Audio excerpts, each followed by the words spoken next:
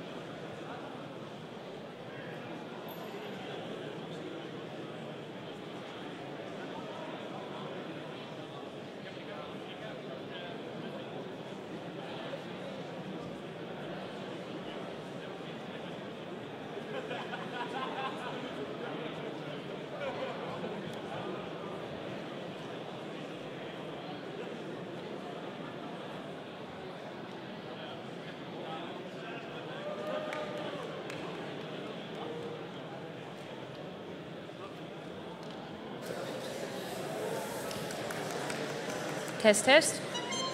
That works. Hi. Hold your horses. Oh, does this work too? Oh, perfect.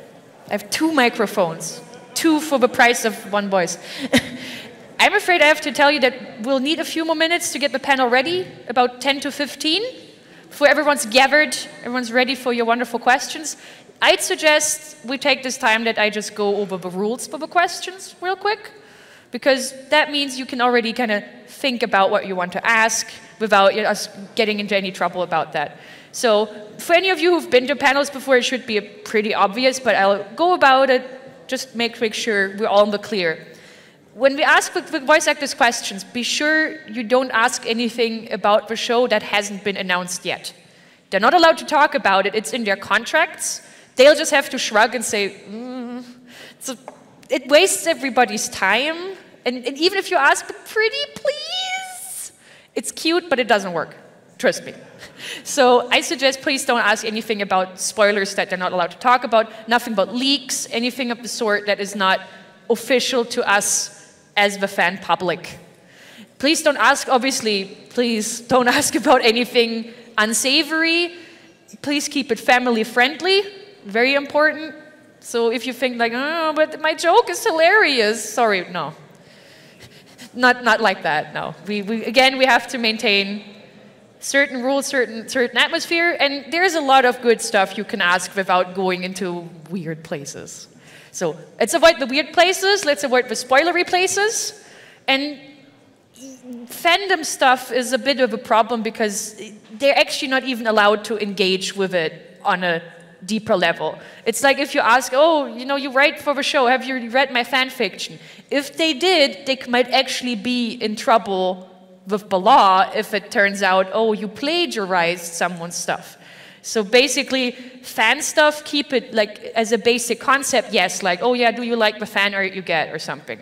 But don't ask about specific fandom things because you reach a territory there where it's generally a little bit weird. A little bit weird. If they talk about it on their own, obviously then it's fine, but please try not to ask about very specific fandom jokes, fandom creations. Because there is just a awkward territory where everyone's like, I don't know, I'm not allowed to know. We don't want that either. So those 3 are 3 important rules. Nothing with spoilers or leaks, nothing that is not family friendly, and nothing that goes too deeply into fandom specifics or fandom creations. Does that work for us? Is that good? Everyone clear? So, while you wait, I'm sorry again that we have a delay, but we want to make sure everyone's fresh, everyone's ready for you. So, think about some questions, and once we have volunteers queuing here and here, we don't yet. We don't yet. Are they over there? Volunteers? Hi, say hi. Hi. If you want, you can get ready at the microphones, I figure. But people don't need to stand up yet because nobody's here yet. But, take your time, think about questions, and if you're unsure, please tell one of the volunteers your question in advance. They will ask you to do that anyway. Once you get into the queue, a volunteer will make sure your question is fit for the panel. So if you're uncertain, like, is my question maybe a problem, then ask first, just to be certain. Thank you very much. We'll see you soon.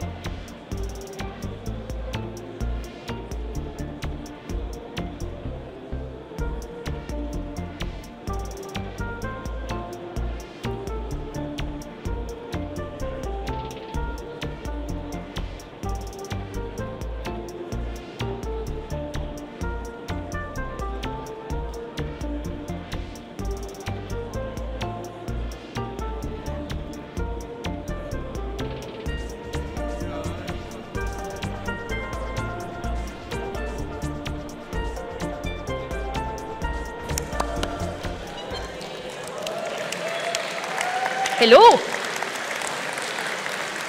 Here we meet again. And we meet again because we have a panel to start. So, you know, without further ado, welcome our wonderful voice actor guests of honor.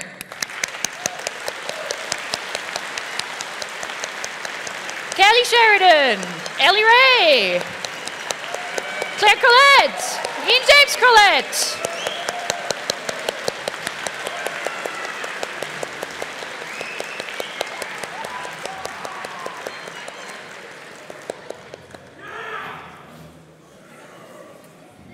How does this work? Never seen one of these. Galacon! What? Hi, every pony, every creature. Is everyone having fun?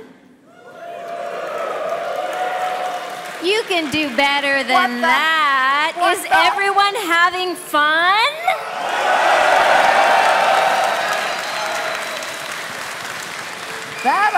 Hello. Oh, it works. Hello. And our new panelist, a tiny blonde child. But I can't hear a thing. You can't? You can't? I didn't hear a word what you I'm said. saying? I'm sorry. Can you hear me? Yes, I'm paying attention now. I'm sorry. I wanted to make sure my mic was on because it's all about me. Uh-oh. All right.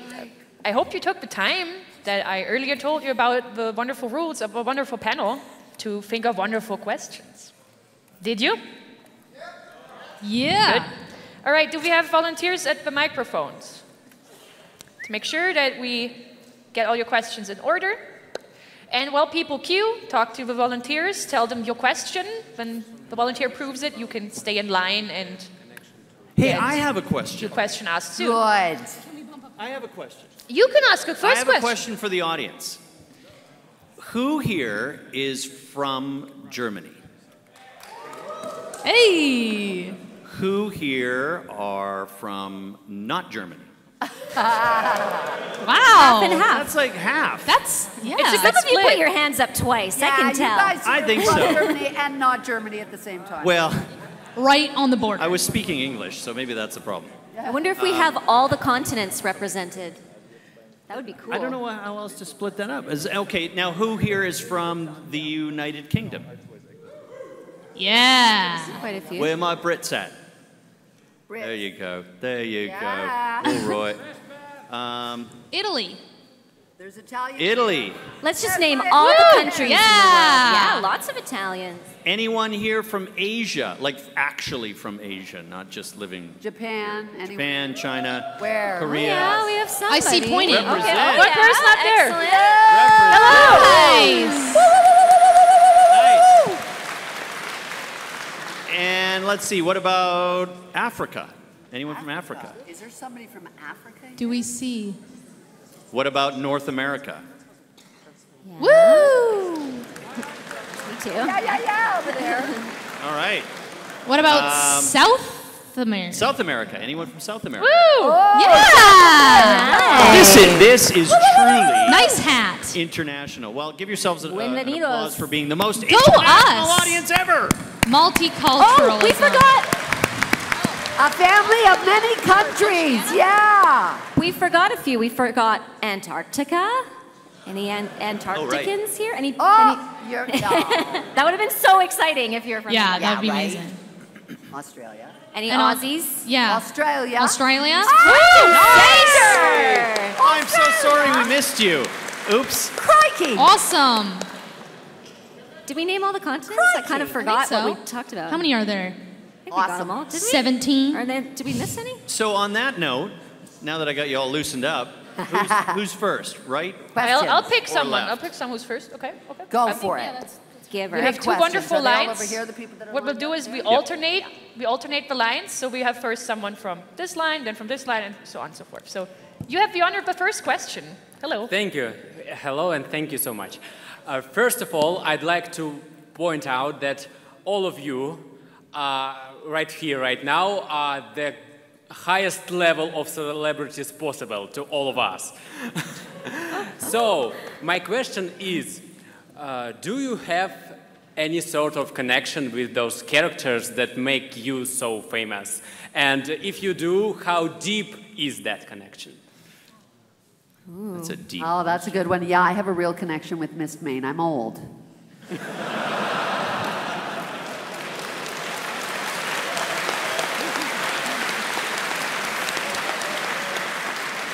No, you know, I'm going to tell a really quick story about how Mist Main came to be in the fandom. Tabitha St. Germain is my best friend in real life, and she, does everybody know who Tabitha St. Germain is?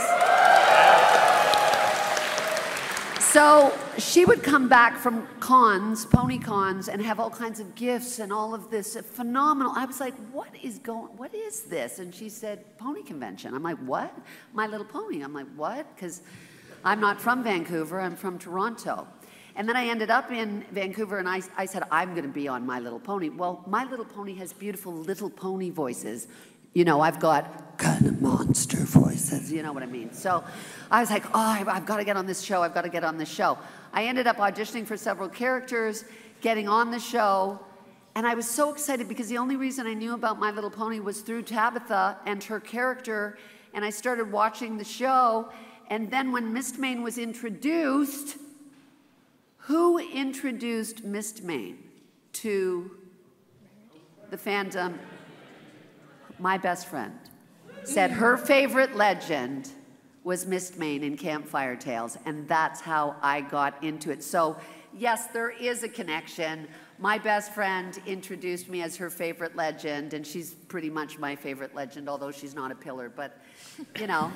There you go. There's kind of a connection there, you know, the friendship is magic thing. Yeah. Woo! I feel like my connection is definitely not a cool story like that. Sweetie Belle's pretty sassy, and I'm pretty sassy. Oh, yeah. So I think that's the connection there. We both are very sassy and a little bit salty. Yeah. Wow. Like a good cracker. Yeah. Like the Canadian chocolate. I also don't have a cool story, but I do have a propensity for liking to be in charge and boss people around sometimes. So that might have helped me land the role of Starlight in the first place. I control it mostly, but mostly. Not always. I don't really have a story. Oh. I did one character. His name was Silver Shill. And, oh, thank you. Thank you. Oh. I'm going to leave now. That's it. That's good. There's no story. I did a character that I based you know, I use microphones a lot. That I based on an old actor who you may remember, Jimmy Stewart. Love him. And he sort of, you know, stammered a little bit and sounded like he did when James Stewart was younger. And the only connection there is when I was younger, the people said I looked a little like James Stewart. That's the end of my story. Ha ha! Story. Yeah, that's a story. Thank you. Thank you so much. Great question. Right, next question, please. I guess it's my turn. Oh. Thank you all for being here.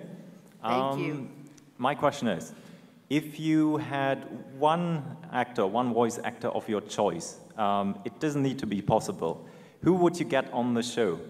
Is there anyone where you would say, we need that? I would like to work with that person on the show. Alan Rickman.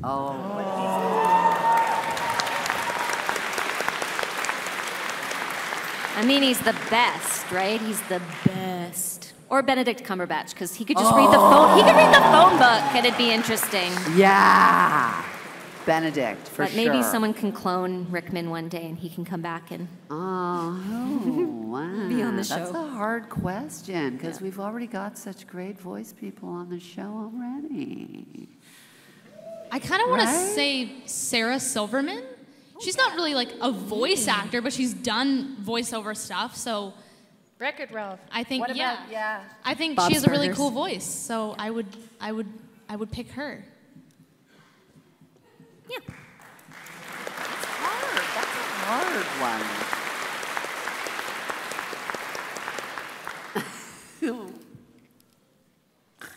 Did all of you pick an actor? Yeah, I picked the next one. All right. Next question, please. I abstained from that one because I only did one character, and his name was Silvershill, and so.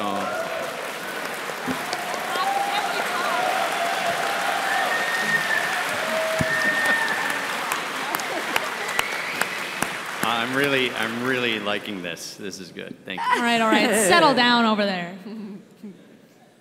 My question is, if you were to write an episode for the show, what would it be about? Who would the main characters be? If you could Well, make an episode I'd of write the a show about the pillars, and the main characters would be us, for sure. That would be mine. I think we need more of the pillars, because they're the ancients, they're the eternals, right? That's what I'd be writing about. That's just me. I like to see them around. We don't see enough of them. I'd like to see a day in the life of the pets. Yeah. Like what they get up to when the ponies aren't around. Like what kind of, because pets are privy to all this stuff that happens because we think they don't kind of know what's going on, but pony pets know what's going on, especially Gummy. He's sneaky. So I would want to know like what day in the life of all the pets, what they get up to. I think that'd be fun. More changelings, too. Yeah.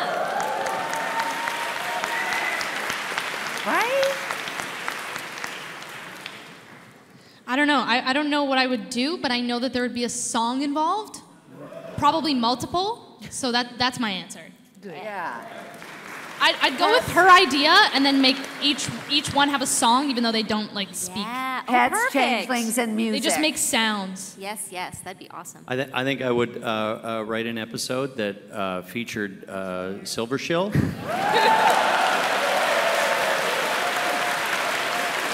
Yeah. How long is this panel? I think I have to go. I think I gotta go.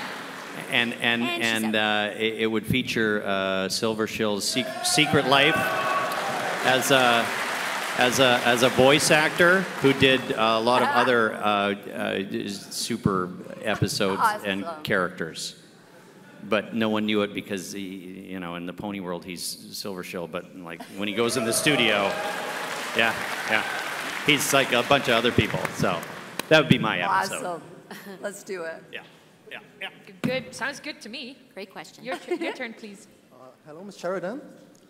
Hi. I have some very short instructions, and maybe you could follow them? You want me to follow some instructions? Yeah. Well, it just- depends what the instructions are. Oh. I'm scared. Or you're coming to give them to me. Oh, There is no implied agreement here. This is subject to.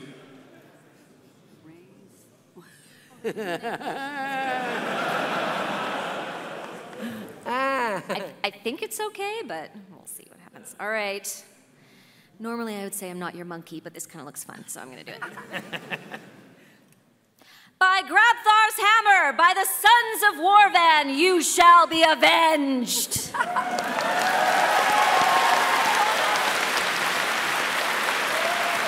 Thank you. Kelly Sheridan, ladies and gentlemen, Kelly Sheridan. I feel like a portal to another dimension is going to open now or something. That's good. That's good. That's good. All right, it's your turn, please. Hey, you amazing people. My question is more for, let's say, younger people who have their career in front of them. It's not directed to the younger people. It's for the younger people who will start their career because they have their whole life in front of them.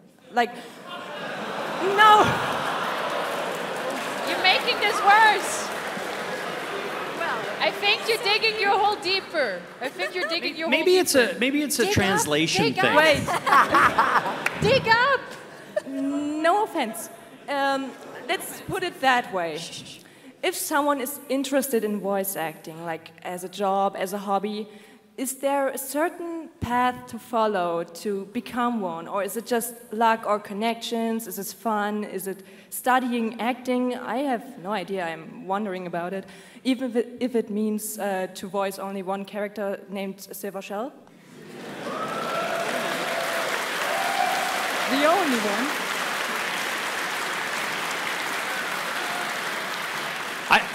I would love to answer that. You actually hit upon one of, if not the most important things, is study acting. Do not fool yourself. Like there's a lot of people that go, I can do funny voices, and they probably can, but it's the acting behind those voices that makes the real difference. And you, the fans, notice that. Even if you can't articulate it, you will realize a good performance over a poor performance. And that comes from the acting, not something that is inherently funny about your voice or great about your voice. So I would say wherever you live, get involved in theater in your school or your locality or wherever you might be. And you know, you can have a focus of wanting to become a voice actor, but you want to become the best actor that you can be, and then see where that takes you. I think, adding on to that, I would also say, even if you get to a point where you're getting a lot of jobs or you're succeeding really well, still take classes, because you're always learning, and there's never a point where you know everything and you're the best of the best. Like, you'll always keep learning, well, and it also keeps you. Speak for yourself. I was gonna say.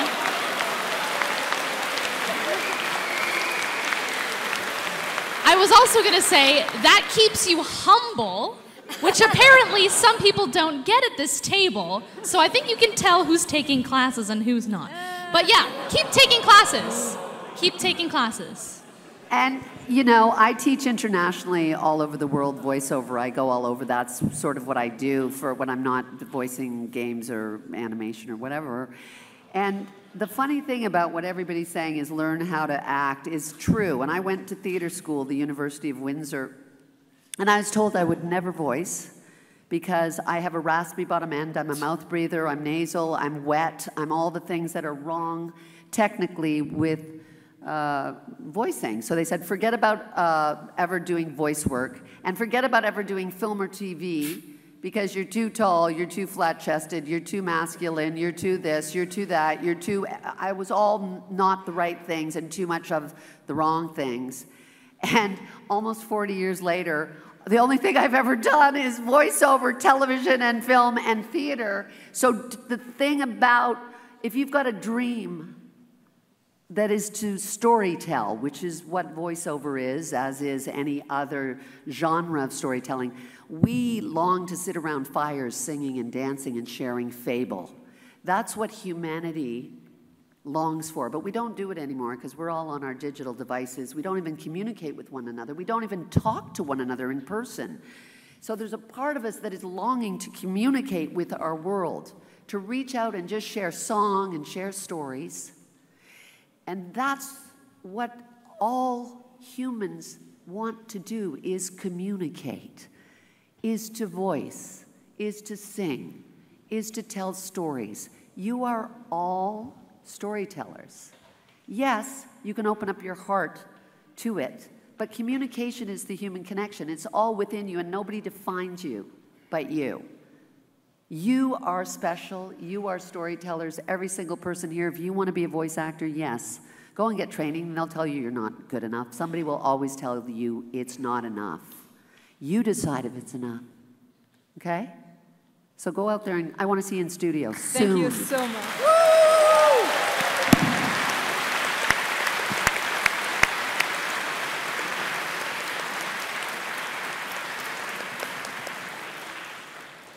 Mesdames, Messieurs, bonjour.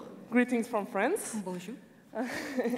My question is, especially for Madame Hélène and Madame Kelly, what was your first reaction when you heard about the community and the fandom and everyone liking My Little Pony? Oh, what was your first reaction when you heard about the fandom? When I heard about the fandom. Yeah. Well, I saw the fandom by the gifts that they gave, so I didn't really get it.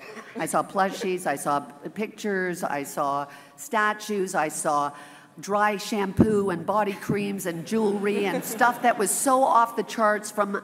I got gifts today that made me cry. Like, I started to cry. I actually had a meltdown because you are the most generous fandom I've ever seen. It's off the charts. Like, that's what's so beautiful about the generosity that comes forth from you guys. Like, it blows your mind. It makes you weep because it's a connection. You know, again, I'm going to go back to that thing. It's just like, you're incredibly beautiful, ponies. You're incredibly... And that's what No. Like, this fandom is off the charts. Off the charts. Incredible. Incredible. Mind-blowing, and heart-cracking. It's just like, poof. Yeah, insane. Made me just weep. At the fandom, I went, what is it? What is it? I didn't understand what a brony was. I was a what? What is it? And then I experienced it and went, wow, these are my people, these are my ponies, this is my world. I don't want to be in the real world, I want to be here.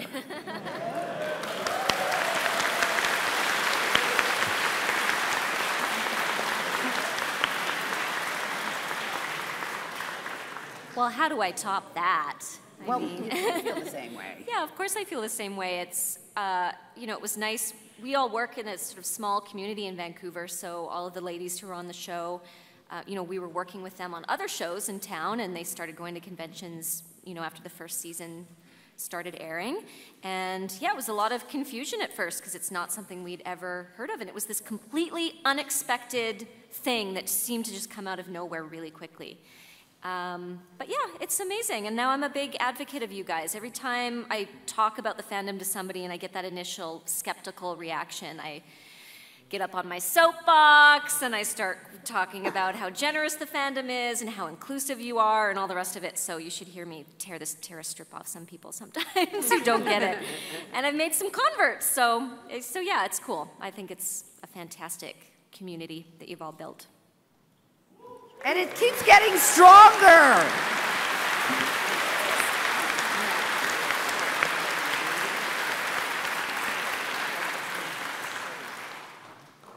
And? Oh, am I I thought it was just Well, I for think you you guys. would, just to say It's for that, everyone. you know. Oh, I will tell you. We have a combined story, don't we? We do. How old were you when you started MLP? 12? 8. 6? Wait, because it's been, how many years is this now? How many years has it been? 2010. 7. So my age, but not 19. 18 minus 7 is what?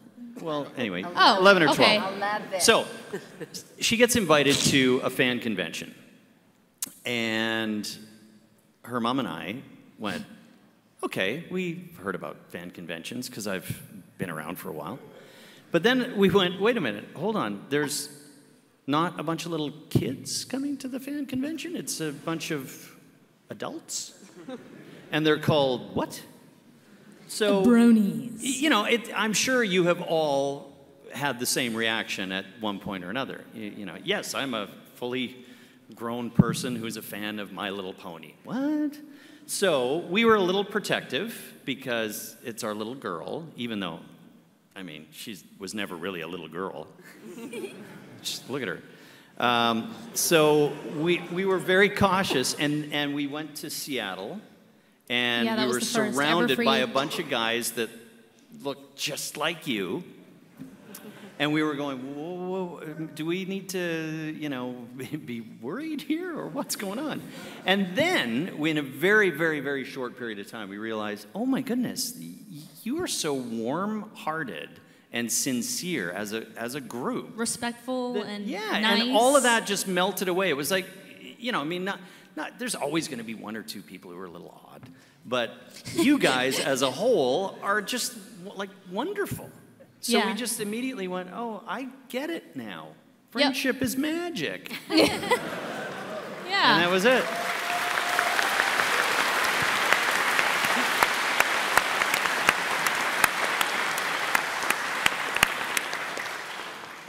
So So my question is for voice actors of you. I guess it's every one of you. So I said I guess, I'm very sorry.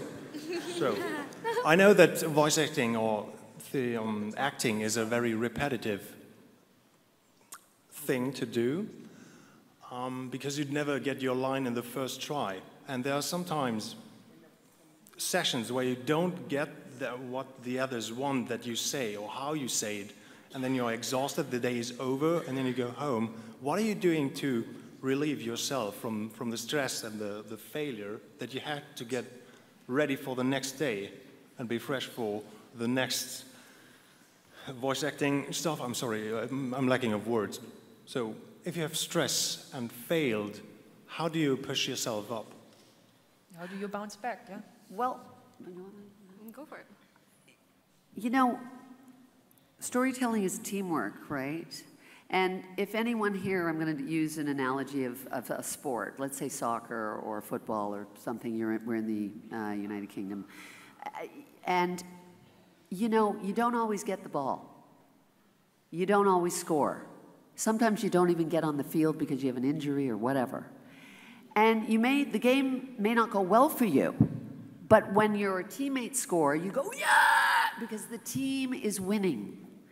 And so you may have a bad game, or you may, you know, not get a part, but you're still playing the game. And the only reason we do this is because we love playing the game, right? We may fail, we may not score, we may not get the job, we may not, you know, do the job well some days. But it's not competitive in that way. It's that we work together, and if you know, Kelly gets a job and I don't get a job, I don't go, oh, boo.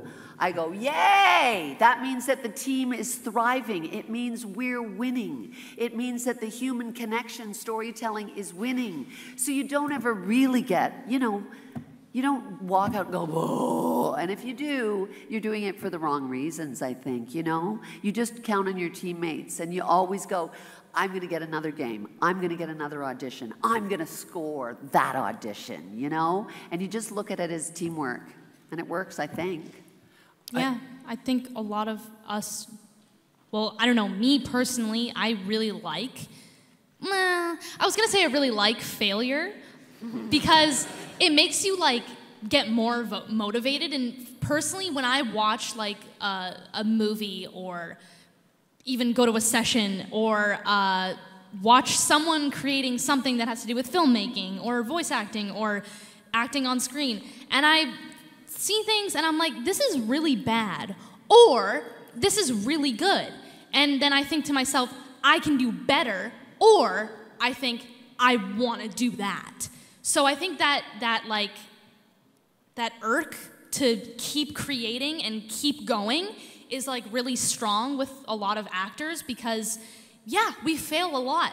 And sometimes it really sucks, but in the end, there's going to be something good that comes out of it. So I think we just keep going and going and going until you get that good part that comes out of it, and then that's what keeps us going after.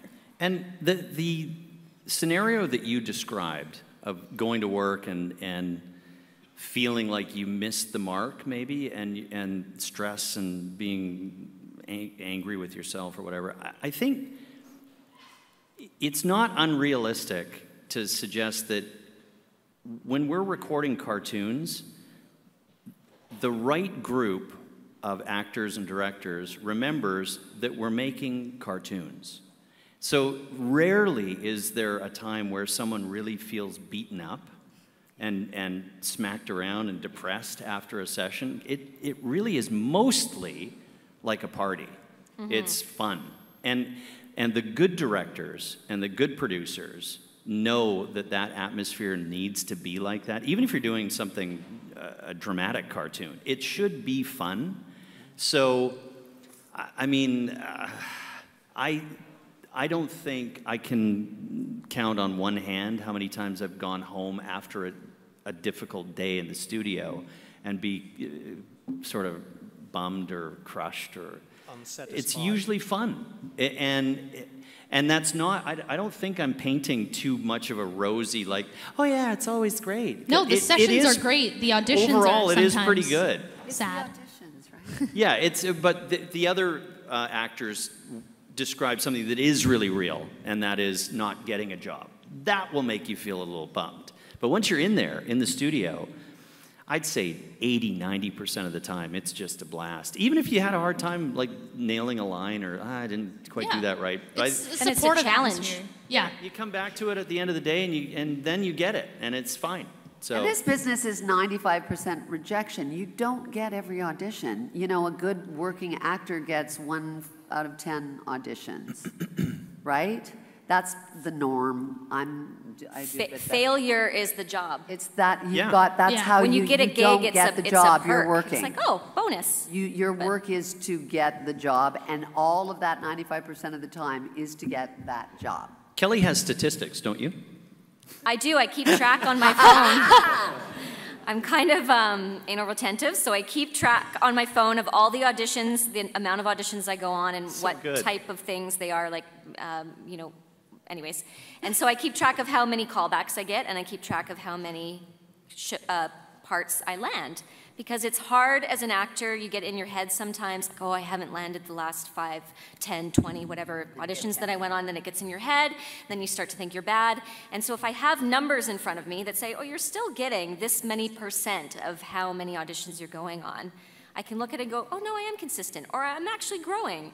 Because the job is rejection. And so I think there's something about being an actor that you want to do it so much that it makes the rejection worth it. Like there's something in all of us when you're an actor that's lasted for a certain amount of time, you just have some kind of fortitude where you're like, you can just kind of eat the rejection and just slough it off. Because you have to.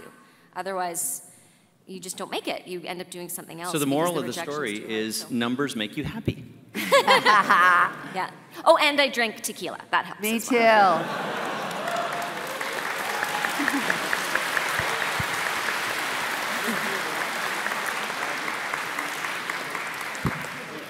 Thank you. Hi guys, so question for Kelly and Claire. We've seen both your characters go through quite the change over the last few years with Starlight from evil to good, Sweetie Belle to pre to post cutie mark, but which version of your character do you prefer? I'd probably say evil Starlight was quite good. Is there a silver shill angle to that at all? No.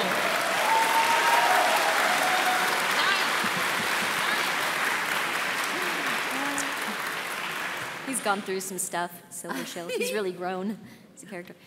I mean, I loved playing Starlight when she was a baddie. Like, it's so much fun to play a villain because they always have an objective that's really, really strong. And that's fun as an actor. So I'm not going to lie, playing a bad guy is really fun. But as a viewer of the show, it's really been amazing to watch the growth that Starlight has experienced, and I'm super proud of her and kind of what she's gone through. So I'm glad that she's where she is right now, but I do miss, I hope there's like a flashback episode or something where I get to play her as a baddie again. So I think that my character, me in real life when I started, I was a young baby, and now I am like post-puberty pretty much. And I think Sweetie Belle had the same thing when she got her cutie mark. There's that sort of division. And me as Claire, I don't like looking back at like old YouTube videos or like when I'm in the 11, 12 era, like it's not a good thing to watch for me. So, and I think as Sweetie Belle, the older Sweetie Belle is much more mature in ways and has grown more than the younger Sweetie Belle pre-Cutie Mark.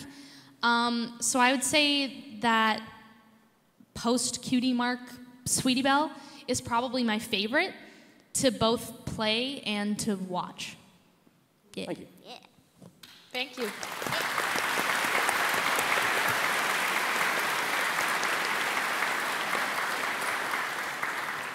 Your turn, please. I have a question for all of you.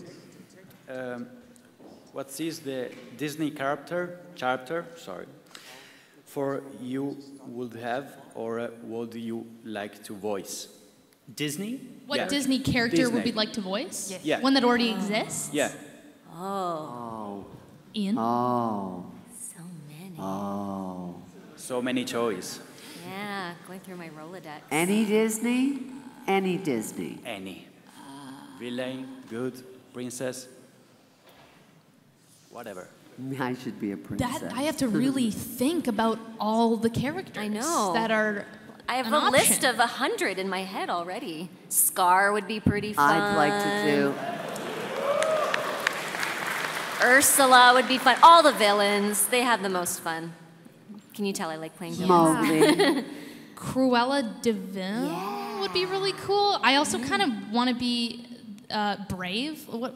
I always forget. Is it Merida or Meredith? Merida. Merida seems like a. I'd like to be the genie in Aladdin. Yeah. Can you do the Scottish accent though? I can't really do a Scottish accent, but you know they could convert it to like Canadian. I'm living in a dream. Meriday. Yeah. Meriday. Meriday. The thing so is, many. they're all they're voiced by all such good. brilliant performers. Like, all of those performances are so incredible already. So who could even top them? But it'd be fun to try. Yeah. Well, I am a Disney character. Oh, yeah. That's true. In a series called Vampirina. Do you have that here? I play Chef Remy Bones. We've got one Vampirina fan here. It's sort of like Silver Shield.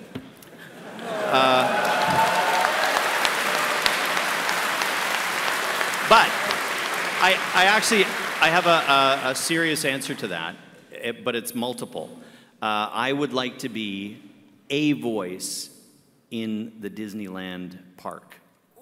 I changed my answer to that. I changed my answer to that. Ditto. And it's very near and dear to me because I was shortlisted. They redid the Disneyland Railroad, and it was between me and another guy to be the narrator voice of that railroad. So I didn't get it. It's I hope coming. that guy's not in It's this coming. room, but it's real bad. I'm not supposed to say anything, but there are voices that will be in the new Star Wars land. And I'm fingers crossed for maybe something there. So that's what I want to do. Because then it's just the best. So Thank you.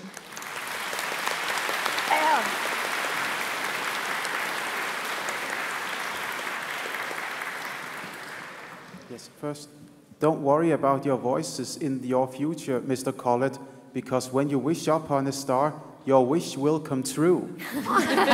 Thank you. Beautiful. And now for Miss Sheridan. How fun was it for you when you voiced Barbie in the feature lengths? How was it? How fun. Oh, super fun. Barbie's the most fun. She's she's an icon. So that's one of those roles that I was really privileged to play for a long time, and I met lots of amazing people and got great letters from kids and met a lot of kids that really love Barbie, and it kind of makes me feel old sometimes when I meet a 25-year-old that says, I watched Barbie when I was little. I was like, oh my God. Oh, how old does that make me?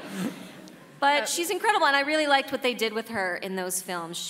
They kept repeating kind, clever, and brave, and those were the qualities that they wanted Barbie to emulate, and she was always the heroine of her own story. The prince never saved her. Prince never saved the day. It was always Barbie that took care of business, which I think is a great example for young ladies. So yeah, I had tons of fun playing Barbie.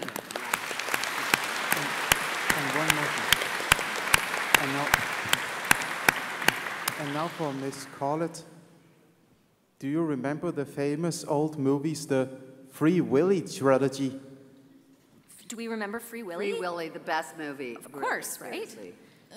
I spoke to Claire Collett. Claire's a little young, maybe not. I can't say I do. We've got a generation gap. Yeah. Young. There was Free Willy 2. There was 1 and 2. I don't It's know about what's an happening. orca that was released from captivity by a young So boy. good. Made me I cry. forced her to watch Jaws when she was 10. Does that count? Uh-oh. That is true. That's the That is universal true. horror movie, isn't it? I had nightmares. It's a big I still fish. have nightmares.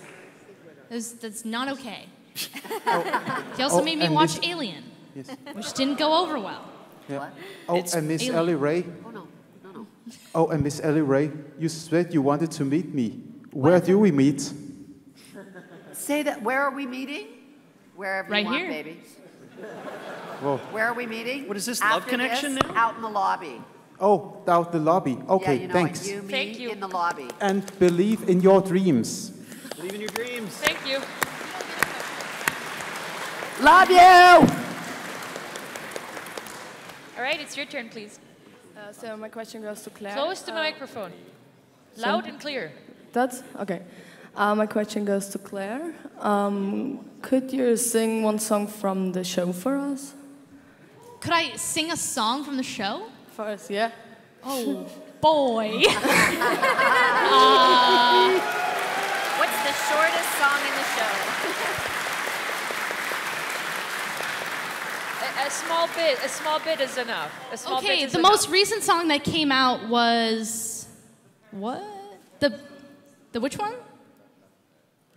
Isn't it the Sequestria one, right? Oh, how does that go? Maybe you need help from the audience. Yeah. Help her out, start guys. You know how it singing the goes. beginning of the song, and then I'll start singing. Start singing it. The like intro bit. It's like you know that little. Who knows the song? String. No, nobody. I can only jump to like a certain part. I don't know if it makes any sense. Somebody Google it. Why am I can only think of the other part.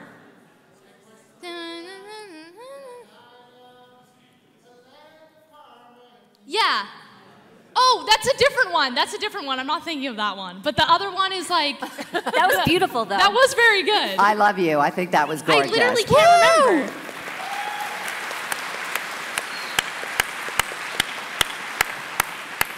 Thank goodness that the Cutie Mark Crusaders have begun to give you hope and help you to decide.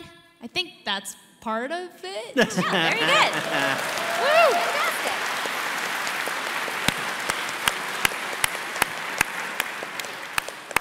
I think that works. Thank you. Next question, please. Hi. My question is for all of you. I already asked it to Kelly at the signing session, but I would like to ask the question to all of you. And the question is, all the main characters in the show already have a pet. Even Sunset has a pet, actually. But what would your pet be as your character? What would you choose as a pet? What would Sweetable want as a pet? What would Silver Shell want as a pet?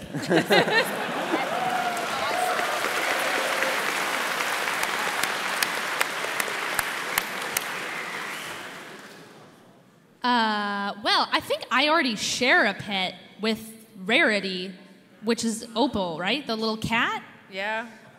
So I guess my answer that would make the most sense would be a little kitten, so that we could share it, and it's Opal's little baby. What would be the So name? cute. And Opal would be totally jealous. Yeah, definitely. She'd have a major So problem with jealous. that. That'd be a good episode, actually. Oh. What I would think you I call said it? a chameleon because I wanted something mischievous that would always like play tricks on Starlight, and she'd always be chasing around and not know where it is, but kind of like a magical chameleon that bamps in and out and is always getting into trouble and scrapes. I think it'd be fun for her to get a taste of her own medicine in the form of a pet. Yeah, definitely. It would have to be something magical, like fairy-like, or a little teeny fairy, or a little butterfly, because, you know, they're caterpillars and then they transform magically into a winged thing. So it would have to be some kind of magical little fabulous thing. And if not that, a baby sloth, or a baby hedgehog, or a baby bunny, or a baby fox. Sloths are magical. Right. They are. Come on, any baby anything. A baby anything would be great. Yes. What you said. That'd be great. Absolutely. I think Silver Shell would like to have a little tiny clone of Silver Shell.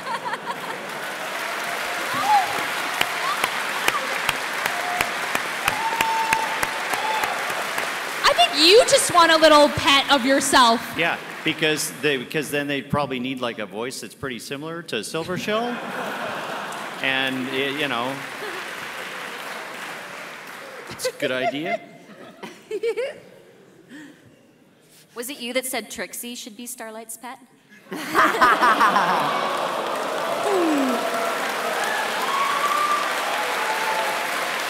question.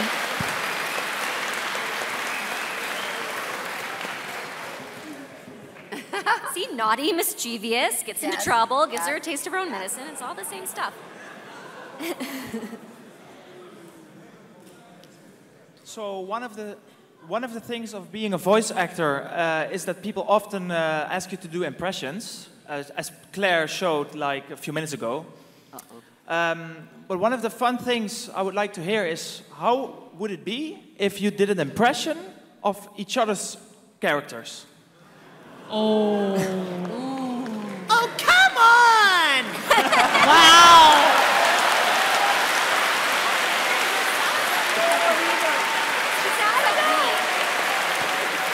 I don't want it.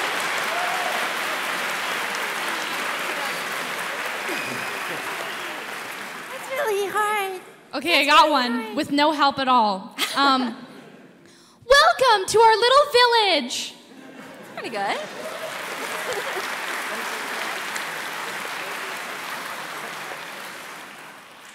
I'm trying to do the silver thing. What does she sound like? I don't know. If she sounds like this, sort of.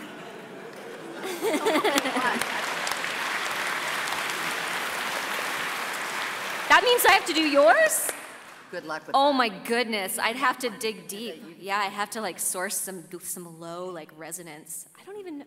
It's been a while since I saw that episode.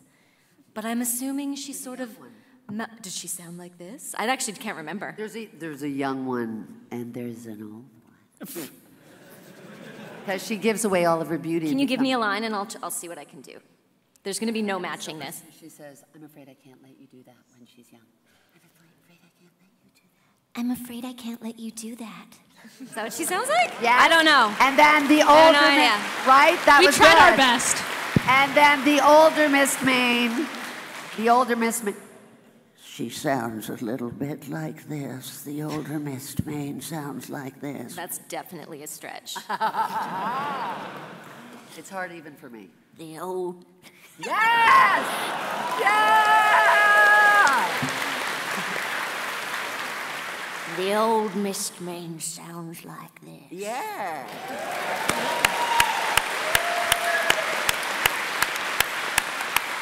Oh, I thought that was excellent, Kelly. Thank you.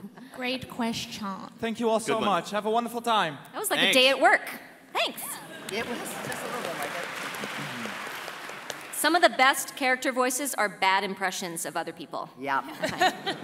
All right, next question, please. Hi. Hello, and greetings from Denmark. Greetings. I want to ask all of you at the panel, what is the favorite line you ever did with your pony character, or the favorite moment with your pony character?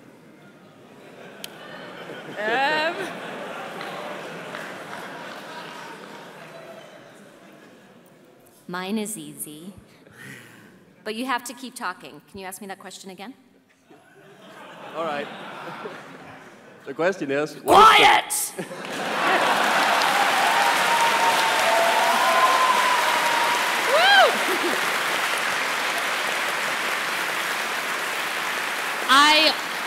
I also need your help for this one. I just need you to say literally anything. So I can say literally anything. Yeah, actually, Like I'm no. doing Say right now. something. Say it like an opinion, like I like apples or something. I like strawberries. Oh, come on!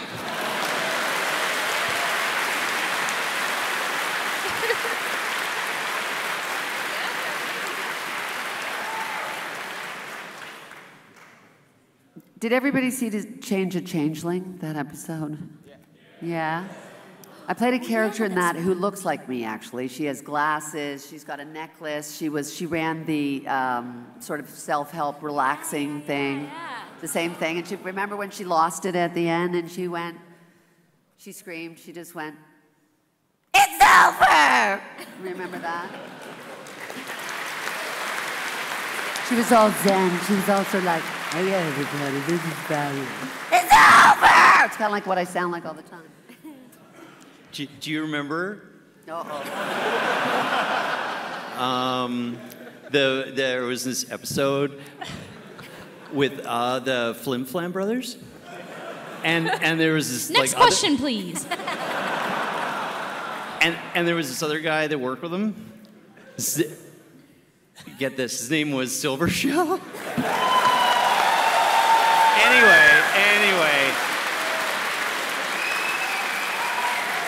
Anyway, I don't think most people don't remember it, but anyway, here you might know. And he had this line that said, because it was all about this, they were scamming people and everything, and he said, "Honesty sometimes isn't the best policy." And good thing you only asked for one line, because there wasn't much more than that. It was Silvershell. Silvershell. Character's name was Silvershell.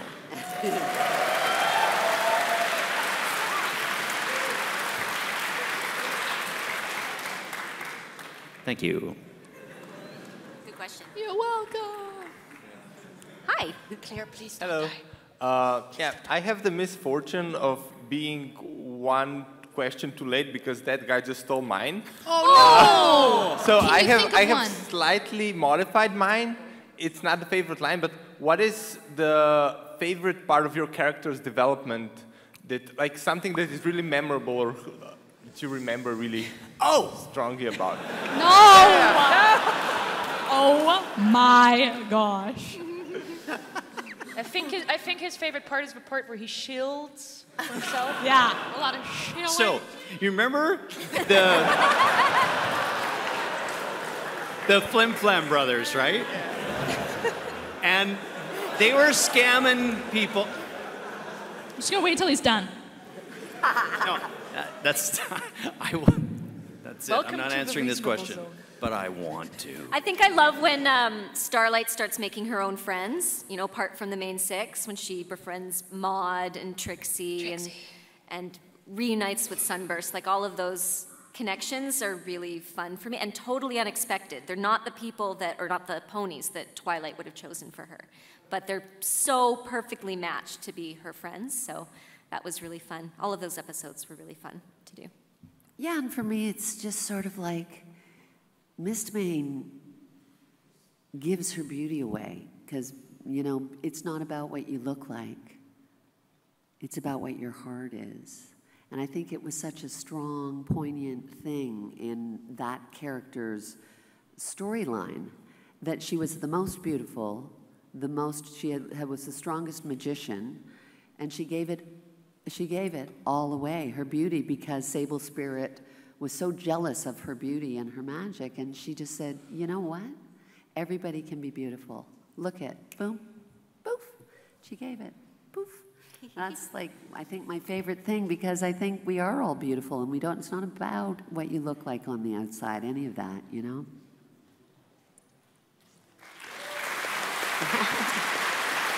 I think I'm over here now. I think that my favorite part of Sweetie Belle's development is when she gets her cutie mark, because it's a huge thing, or right after she gets her cutie mark, because it's what she decides to do with it now that she's got this thing she's wanted for so long. It's about what she decides to make of the situation, and her fellow cutie mark crusaders as well, of course. And it's like, oh, yeah, I got my cutie mark and now I know who I'm supposed to be, but she's still like, I want to help people, and like I want to help them go through what I went through. And that's something that I really like as an individual myself. And that's the end of my question. I'm going to sit back over here now.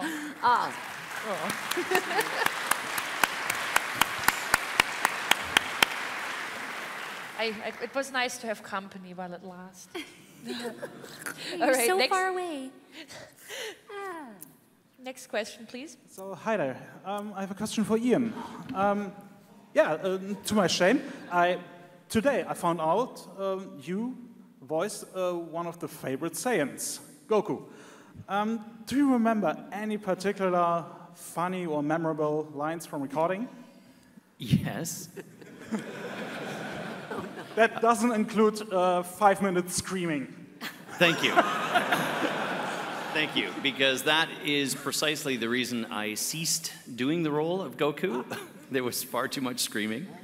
But for those of you who didn't know, I originated the English voice of Goku in Dragon Ball and Dragon Ball Z. And my favorite memory, or it's memory, is not so much about voicing the character, but at that time, the reason I started doing the voice of Goku was that I had this little company that reversioned foreign productions into English. So it's quite common here in Europe, you know, you get American movies and stuff, and you put it into German or Dutch or whatever. So you mean like translating? Yeah, like a translation. So we kind of specialized in this new stuff that was coming from Japan, and it was anime. And we would get a script that was a literal translation of what the episode was. And it was in this kind of fractured English that didn't really make much sense, so our job was to make it make sense. And then as a result, we would cast another part of what we did was cast the characters to record these things. So this project came along. We didn't think it was going to turn into anything like it did. And, you know, being a selfish sort of guy, I said, well, I'll do that main character. I'll do that. But that's not the story. The story is, so we're watching these cuts of the episode. And I don't think it was a Dragon Ball episode. Actually, I think it may have been. Anyway, there was this scene where a little girl was falling off a cliff. Ah! And she grabs onto a branch. And then it goes to a wide shot. And we're down at the bottom, and the girl is way up there, and these stars start falling from beneath her. And we're going, what is that? And we, you know, talk to the Japanese guy, like, well, what story point is that? Is she magical now? Like, she got some, what we need to know, because there was nothing in the script that indicated what that was. And the Japanese guy goes, oh, yes, that's a pee-pee.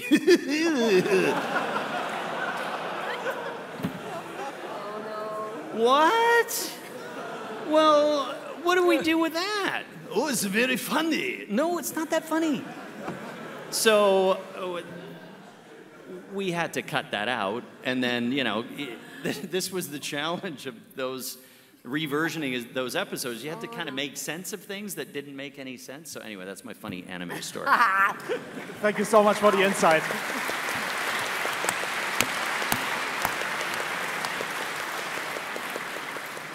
Right, your turn, please. Hello, my question is for Kelly. Now, there are mixed opinions about Starlight. Some like her, some hate her, and I was wondering, how do you deal with it? Do you shrug it off, or do you think, I wish people would like her a bit more better? Can you repeat your question a little slower one more time? You got Sorry, it? sorry. Yeah, it's just Starlight Glimmer being introduced as this like sort of new focus show was, you know, he says was a bit controversial at times. Yes. And some people, you know, have strong opinions Yes. about whether she's the best or she's the worst. And how do you Oh, think I know, about she's that? very polarizing. And how you feel about that when, you know, people have some strong opinions about the character you play? Oh, I think it's great. I think that shows that you're passionate about the show and that you're very invested in it. So I've had lots of people tell me straight to my face, I hate Starlight. I go, okay, cool. Thanks for your opinion. I think it's fine. People can have, and I think it says something interesting about a character if very few people are in the middle about her. There's lots of people who really love her and lots of people that really do not like her. And so I think that's okay. It's always tough also when you have a character that's introduced at the point in the series that she's introduced. It was a big kind of transition where a lot of stuff in the series changed at that point. So I think people that kind of were nostalgic for how things were originally kind of resented the character for that, and that's cool. I've been a fan of things before, and so I can put myself in their position, and I get it.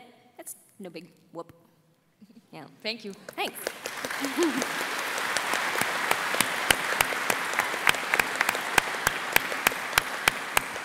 Next question, please. Hi. First, I want to say that Starlight is my favorite character, so... There you go. And secondly, I have 2 questions. My first question is, what crossover would you love to see in MOP? A crossover, like, Yeah. is there something you'd like My Little Pony to cross over with that you enjoy?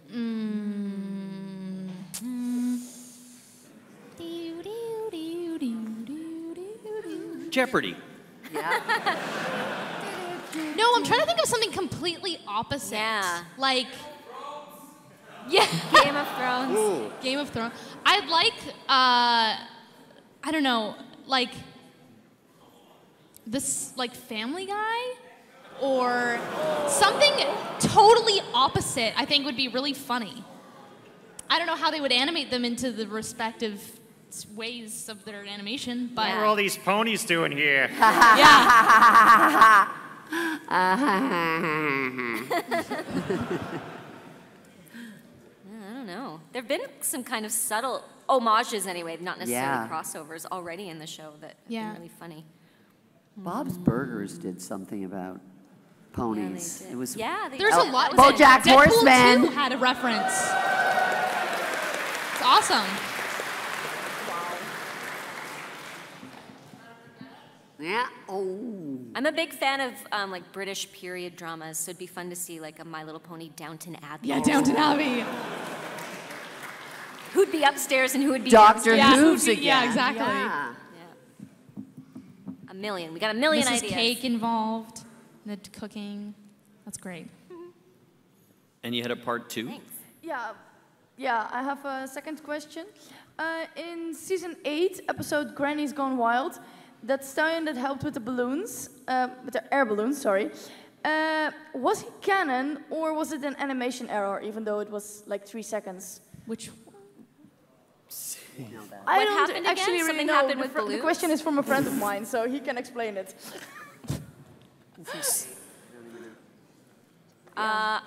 Yes? Are you going to explain?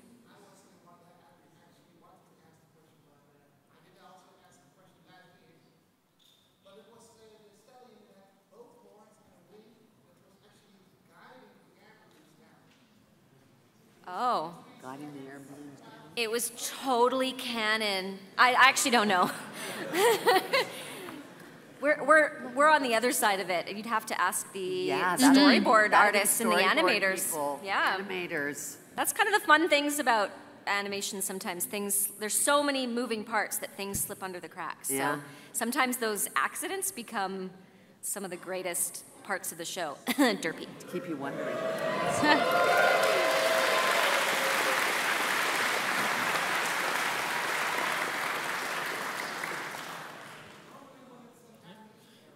My question is, as you know, BronyCon is currently... Yep, we can hear you. Okay. As you know, BronyCon is currently also... Boo, I'd rather be here, boo. Oh, sorry, what?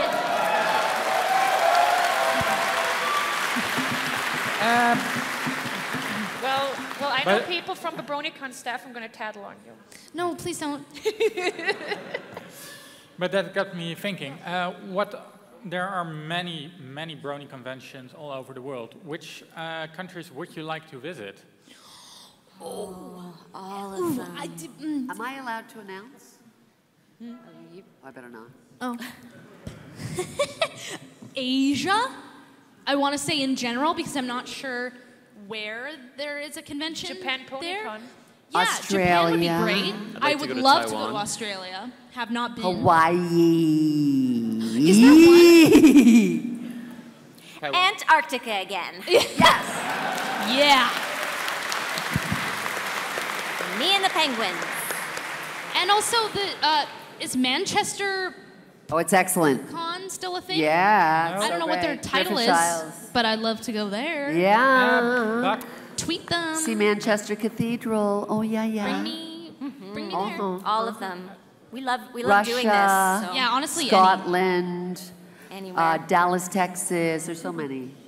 Yeah. Is there a convention in Russia, like with Putin ponies? And they're here. Somebody's here from Russia. Where's the Russian? Yeah. Yes! Maybe you'll have guests next year. I did a Skype to the Russian con last year. Is that right? Last year? Whenever that was? Can I get my visa? That's right. So maybe some of us can go in person next time. Yeah. We'd love to. Thank you. Woo.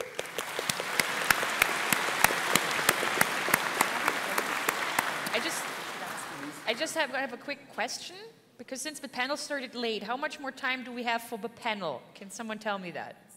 Matt? Where's Matt? Maddie. 5, 10, 5.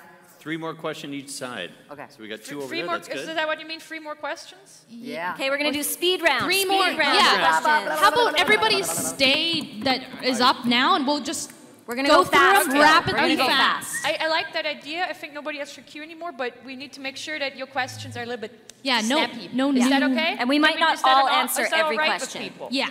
Okay, let's do that. Go So for it. Let's go. Get the people who are here done. Great. I have a question for Kelly Sheridan. What do you think about Princess Starengrimmer? Princess toilet paper? Princess. Lift the mic up for Maybe, him, yeah, somebody. lift the mic up a little the bit. mic up for him. It's pointing downward. There you go. There you go. What do you think about Princess Starengrimmer? Oh, Would you like her Princess to be- Starlight Glimmer. What do I think?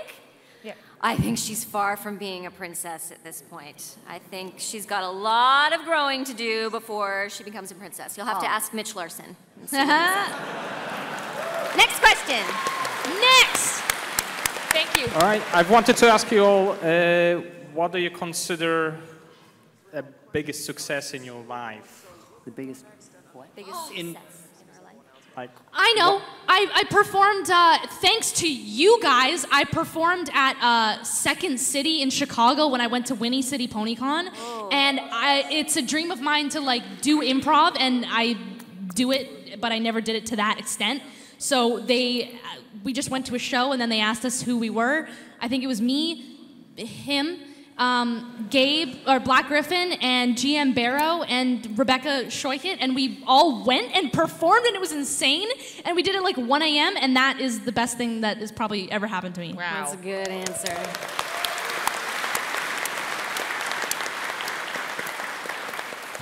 Hello. My question is, what was the hardest character for you to voice in the span of your career up to now? The hardest role you had. I want to get the biggest challenge. Oh. Sorry, what?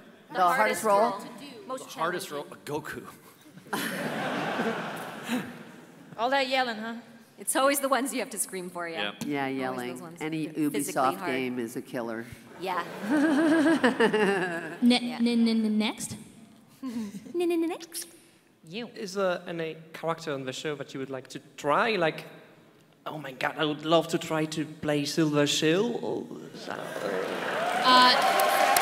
Nobody wants that. Nobody wants that. Thank you, Wolverine. Thank you. Like a character Wolverine on My Little ladies and Pony? gentlemen. Is that what you were saying? Okay. I don't know. Pinkie Pie's kind of cool and up my alley, I feel like. Oh. That's my answer. Should be super I can't fun. even. Yeah. I can't even. No, it's not there. So. And over here we have Hunter S. Tom. Yes. Yes, leaving Las Hunter Vegas. S. Thompson is in the Totally. room. Totally. Photo for Horse Nose. Quick question. Do each of you have a unique piece of advice you would give to people who are looking to start voice acting? And also, Kelly, do your statistics on your callbacks match up with the 95% rejection? That's just me being a nerd. They need to get the math right. Yeah, I think it's about 90. Yeah, I land about 10% of stuff, which is pretty good for a working actor. But yeah. And about the There's 1 voice in thing, 10. do it now. That's where it sits. Get on it right now. Between 10 and 20, depending on what type of gig. Yeah. And we have, is this the last question? Nope. Favorite episode? Leap of Faith. You might know it mostly. No! Thank you for that question. Stop it! I thought I heard. Bad. Okay, my question is for Kelly. And you did shows like Barbie, like MLP, which are intended for a younger audience. And then on the other hand, you did a mature-themed show like Black Lagoon. So would you do a show like that again?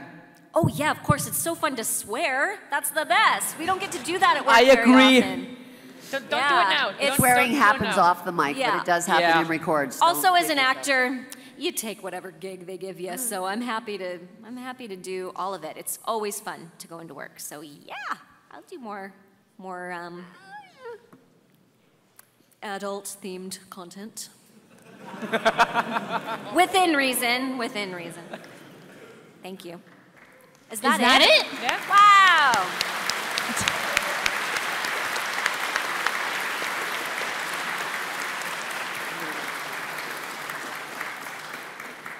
You breezed through those questions. Nice job. That's it. Well, thank you good. so much for coming.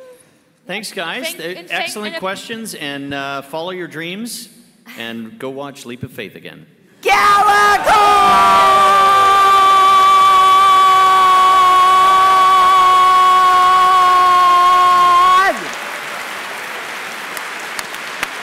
You guys are insane. We love you. Peace out.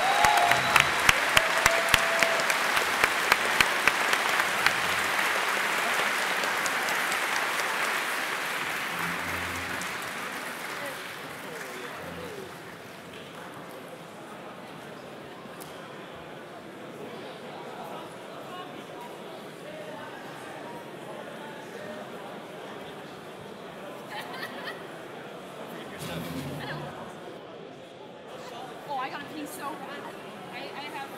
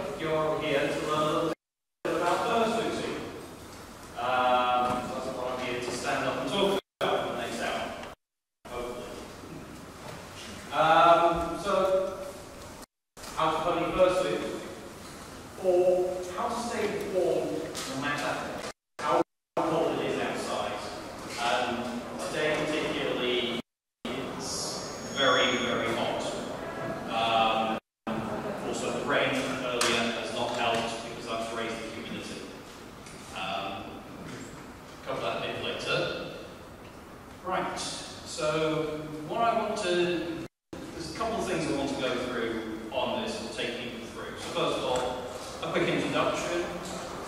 Then I'm going to take you through a series of options. You don't have to make your own pony fursuit.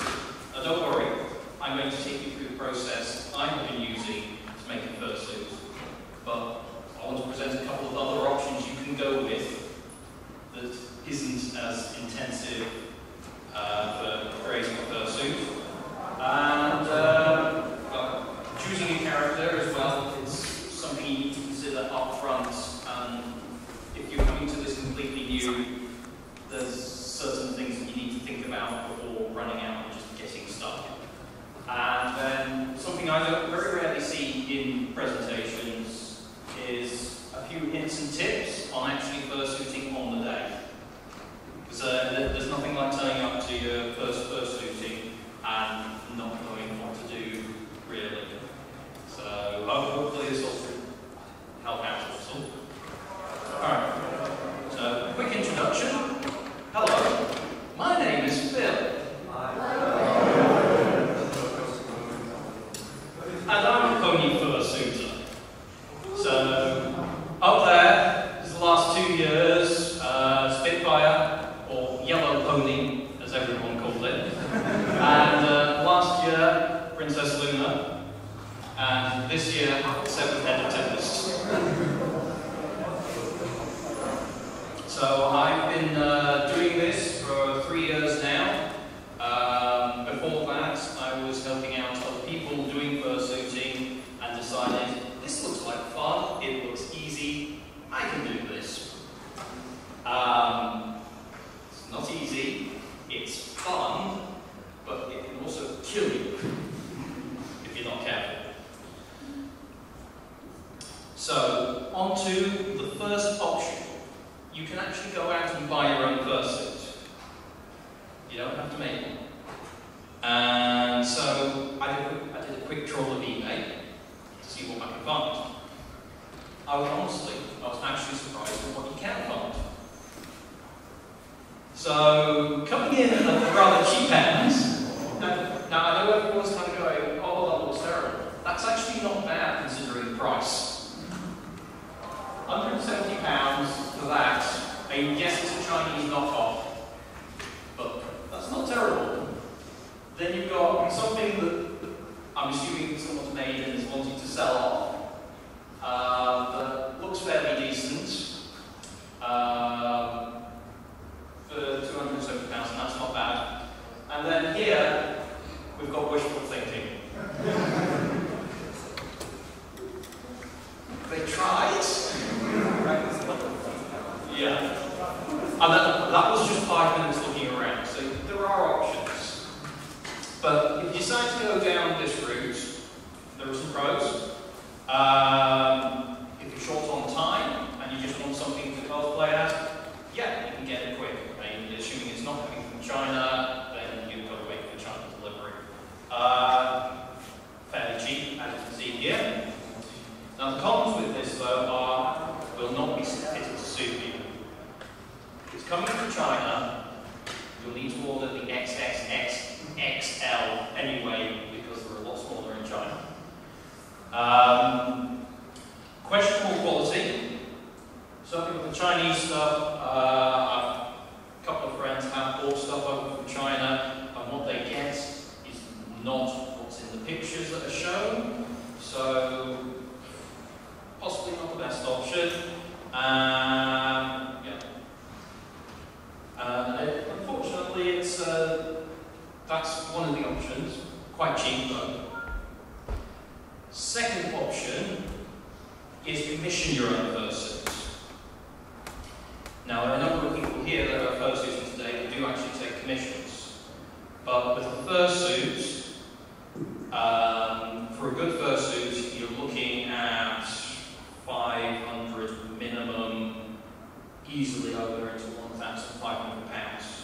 If you think about it, someone has to dedicate their time and effort to get the materials and to make it. And making a fursuit from scratch, which I'll take you through in a bit, can take anywhere, if you're working a full-time job doing it, it can take anywhere from 3 to 6 months to make in your spare time.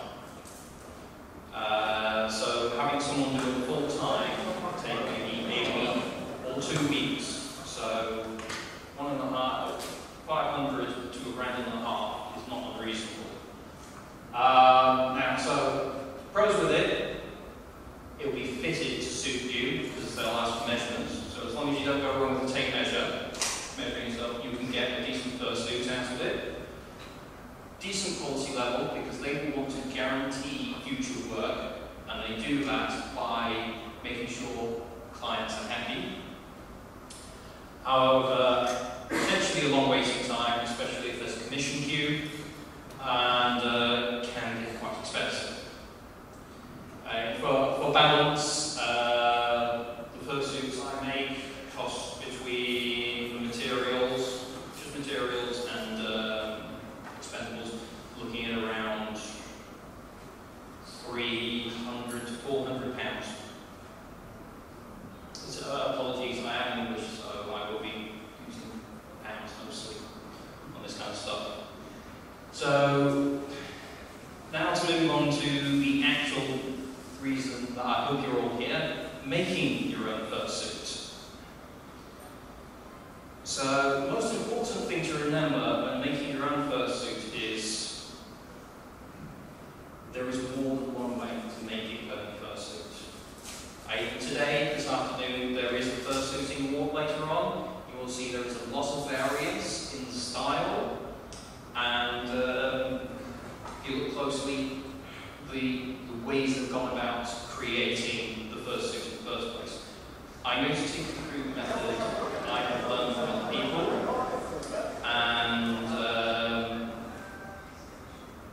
taking you through that method, and but it's not the only way.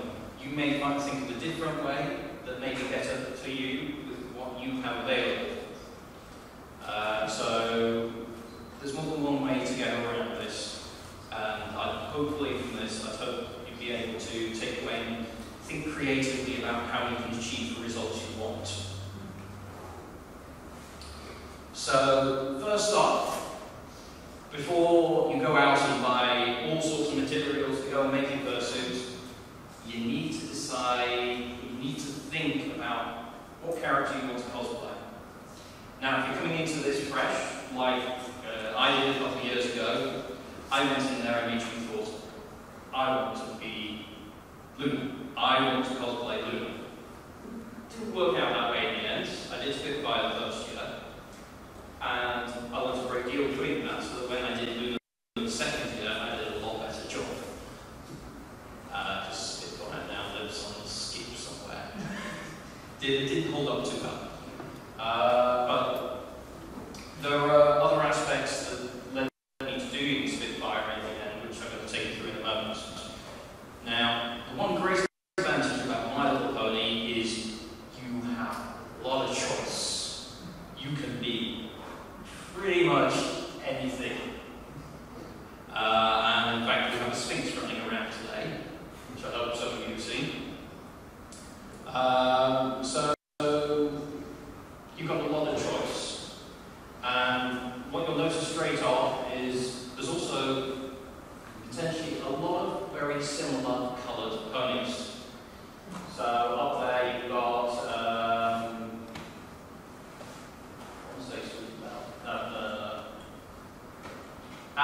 you've got Apple Blue, you've got Fluttershy, almost exactly the same colour, and then slightly brighter yellow, you've got Spitfire in the middle.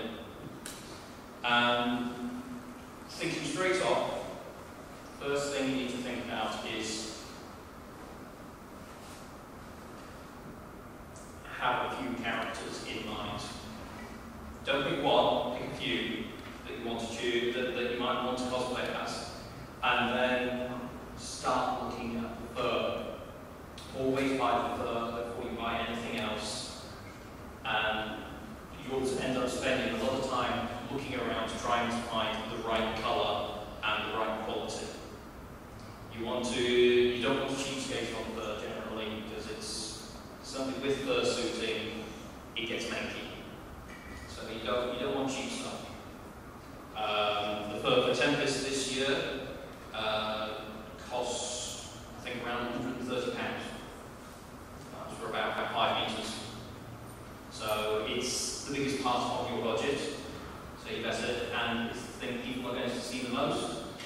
so it's worth spending the money. But the cool thing about fur is the colour. And the way I go about getting my fur now is I just resort to eBay. There are other places you can get it. There are China websites you can go to that have a larger selection as well. But the problem with going to China is you're less likely to be able to order samples. eBay, you'll be able to order a sample, a small square, which you can then get and compare it with the pony that you want to cosplay as.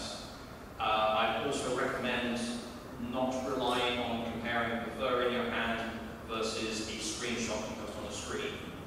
I try to have a physical version of the character, if that's a toy, an official toy, or even something that's printed in a book. Because you'll get differences in contrast on a computer screen. So have a physical version of your character somewhere so you can just compare colours for all. At the end of the day, you're never going to get anything 100%. I mean, Tempest is, I believe that was plot. It's near enough that it doesn't make any difference. But it's something you've got to think about up front, and if you can't find the colour you want for your specific character, move on to the next character that you want to have a go with.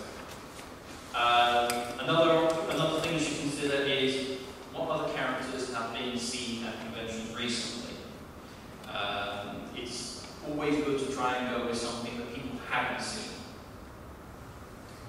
One thing you don't particularly see is you never see a rarity. This is actually a nice side point. Does anyone realise why you very rarely see a rarity? Yeah, the white fur gets dirty really quickly. So it doesn't have much life to it. So, alright, moving on to the main part of this little thing. Making your fursuit. Now then, before you begin, there are a few things you might need to know. So, a couple of tools. Hot glue gun, essential. Heat gun, not essential, but I bought one in the last year and it is very useful for things like Tempest. I have armor and exceptionally useful for heat treating that. Craft knife or surgical knife for cutting fur, cutting scissors.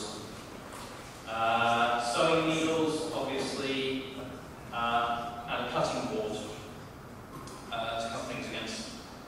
And then, obviously, after that, you've got your consumables.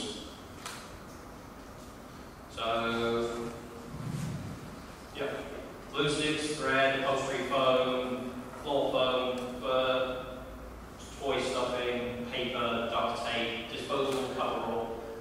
Yeah, but you don't know what that's for yet. Gardening wire, belts, cling film, all sorts. So, a lot of it you could probably find lying around the house. Otherwise, either you need to go to eBay, or I don't know if Germany has B&Q or anything. Hardware shops, you can find a lot of these. And hopefully I'll be able to explain what you use everything for shortly. So, on to the most important part, the head. The head is the thing that everyone is going to see. So it's the thing you need to take the most amount of time with and the most time for consideration. There's a lot of complicated bits to the head. So right off the bat, I cheat.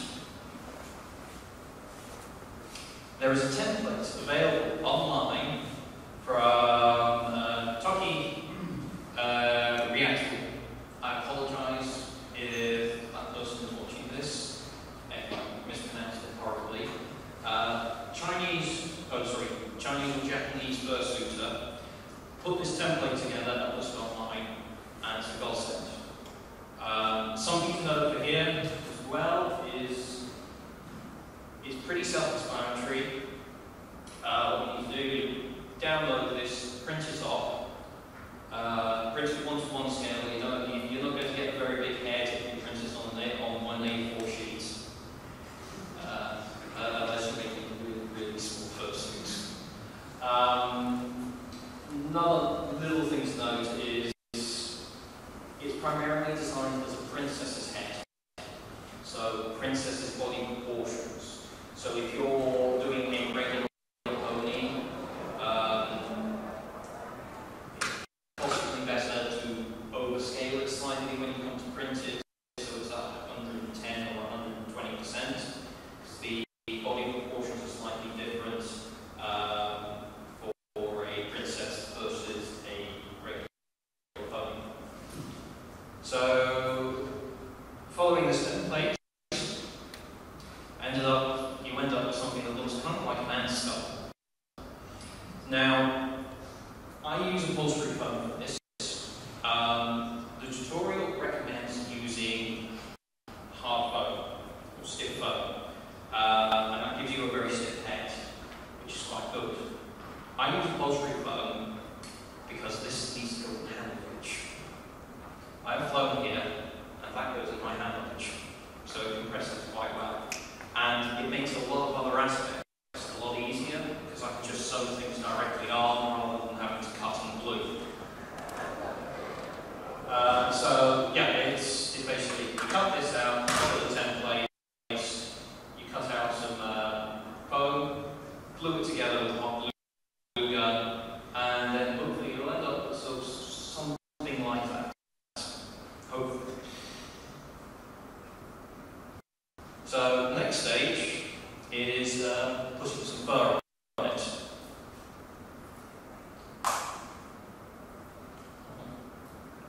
Alright. So here you can see I've cut out all the pieces for Tempest.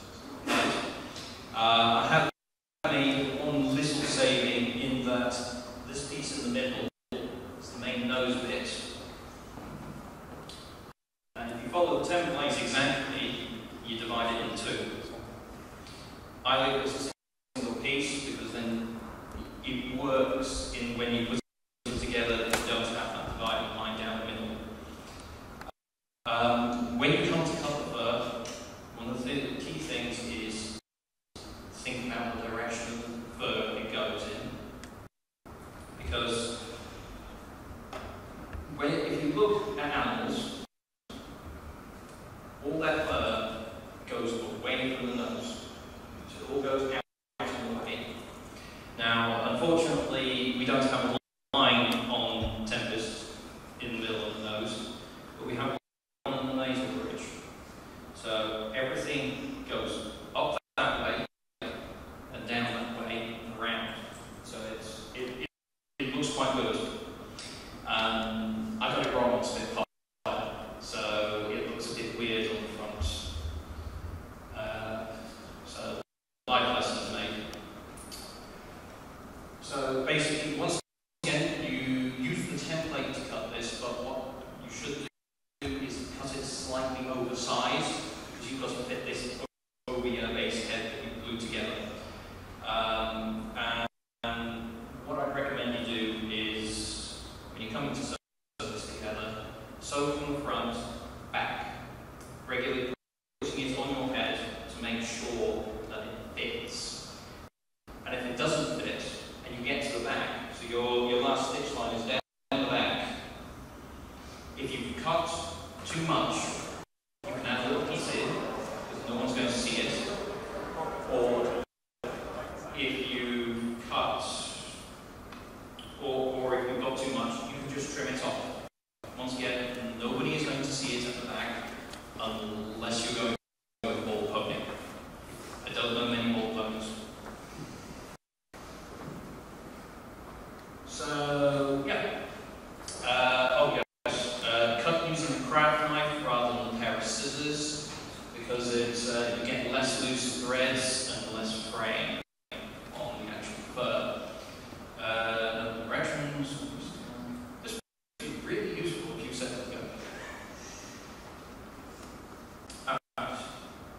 So, once you've done that, you should have your fur on your head. The next stage is the eyes. Now, you can approach this from multiple directions. You can go with a hard plastic, with layers. I'm not a particular fan of that because I've never worked out how to do it yet.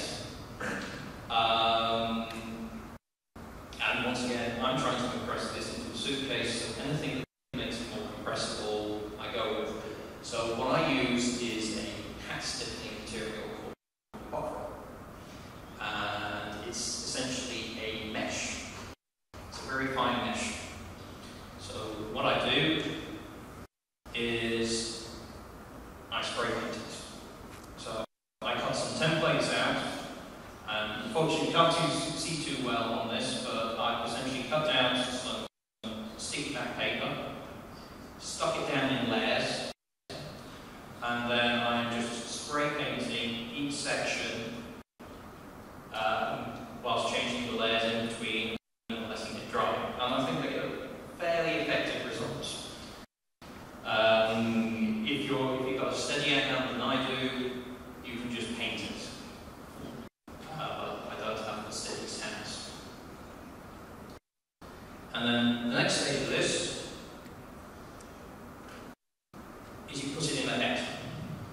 So when you cut this out, when you cut the buffer out, oversize it, so then you can cut it, so then you can glue it on the inside of the head, so it sits on the inside. Now, Tempest looks rather friendly here. That's not Tempest. Tempest is angry and mean. It doesn't look mean. So, as it's the head, the eyes give you a lot of expression. So you'll see here, she doesn't look happy, she looks mean now. So, a bit of detailing. So, felt, just for the eyelid. Unfortunately, I couldn't find any foam sheet in the right colour for the eyelid. So then, also some foam sheet, thin foam sheet you can get any craft at all, just round the edges to give you the eyeshadow and eyelashes. And then to finish it off, mean looking scar, also out of foam sheet. So now, she looks a lot meaner and a lot more expressive. So think about, when you're coming to this, think about the character, think about their expression, and think how you can express that expression or their personality through their eyes. And something simple like positioning of eyelids and eyelashes will do a great deal. So ears, once again, I'm cheating. I've gone back to the template. And I will admit, this takes a couple of goes to get right, because when you look at it, it doesn't look like it will work, but it works. And I have stuck ears on wrong in the past. So basically, what I do here is I've actually added a little bit of an extra ridge around here to give more depth to it. And I do that with just an extra layer of upholstery foam that I glue on top of just template foam. And then what I've done is, if it's shown on here, I've cut some, I basically take this regular fur and trimmed it shorter. Do this with a hoover. It makes a horrible mess. And then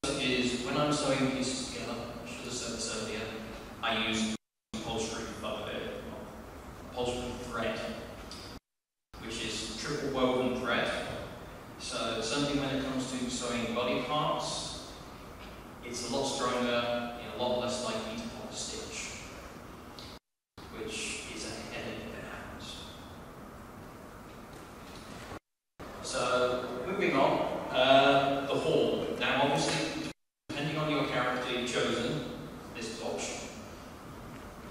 But I'm actually going to take you through two versions of forms that I've done.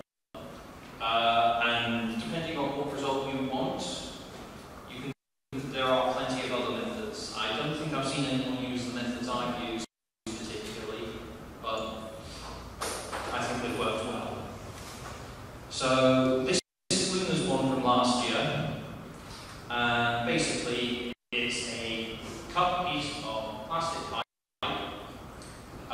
which I've screwed a threaded end into, which then gets through onto a base in the head. So then I can actually unscrew it for transport once again, fitting in the suitcase. I've then wrapped it in newspaper and tape to give it that shape, that tapering shape. Then I glued some felt spiraling up the outside, and then I put a flexible neon tube, and you can buy this off eBay or any decent electronics store quite easily, and put that around the outside, and it runs down the centre of the wall to the battery pack that's hidden in the head. What I would say is don't go too nuts with this stuff because your head goes into space very quickly. You do have to get your own head in there. And the effect's quite good. I thought it was quite good last year. Although the battery pack does buzz rather than allowing me in my nose. And then Tempest this time, I took a slightly different route. This really won't work for anything other than Tempest or a short horn because it's modeling clay. I've just manually molded into position and then painted, and you can see it's directly fitted. The molding is directly over the plastic pipe fitting, which then screws directly onto a base plate mounted inside the head. For this, I was thinking very specifically about the results. So I was looking for something that looked gnarly and broken. And I thought the best result for that is using some modeling clay, and so it looks rather sharp and broken. What I was looking for. So once again, try to think what's up front, what kind of effect you want to achieve before going out and doing it. So the next stage is the main. And the main, this is where things start to get a little simpler. So basically, I sketch out a template with some A4 paper stuck together, sketch it out, cut it out, and then I cut the fur using the template, sew it together, stuff it with some soft toy fluff, and then attach to the head. Now, depending on the pony you've chosen, this could be a very complicated process because you need to think about how the mane sits. I mean, if you've chosen Fluttershy or Rarity, heavy with you've got the mane that curls round and all sorts, so think very carefully how you're going to achieve that when going into it. And so the end effect, I don't think looks too bad. And once again, it's the fur I've used is a slightly longer fur, so you've got a short pile that's I think about 10 to 15 mil for your regular fur, and then for this it's about 25 mil, just to give that difference.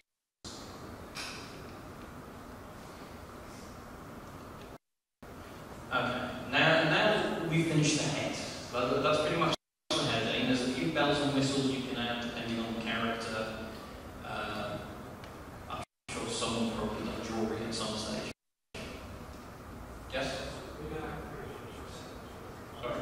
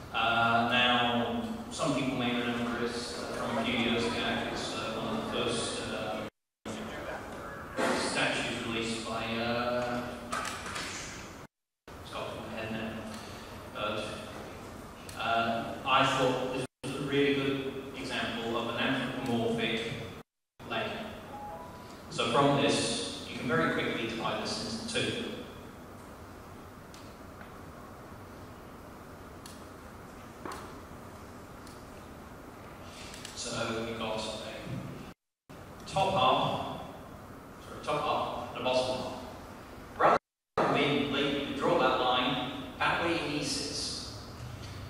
If you couldn't do that, you're not going to be able to move very well.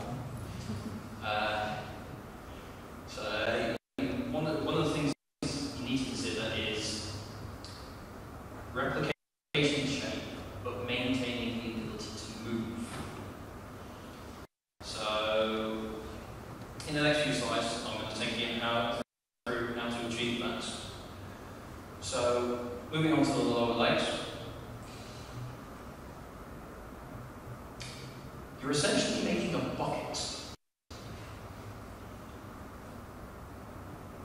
So what I do here is I cut out a base that's bigger than my foot. Now you'll see here there's two different sizes. I was trying something different this time by putting some additional support further up. Once I got so far, I realised I didn't need to do that because the flooring foam I'd chosen this year was really, really sturdy. So basically, cut that shape out. This is, from what you can see here, it starts out quite wide and then it tapers up. So basically, that's your base, you glue it flat around the base, and then you end up with something that looks like that. Something to note on this is try to make sure that the top bit is bigger than the other bit, so that you can get it in. One thing this picture doesn't show is afterwards I've taken a small cut out of the back so that then it bends round, so you've got a kind of circular section on the back. So if I take this back a little, you can see there's a rounded section on the back. So if you take a little V cut out of it, you create that rounded section.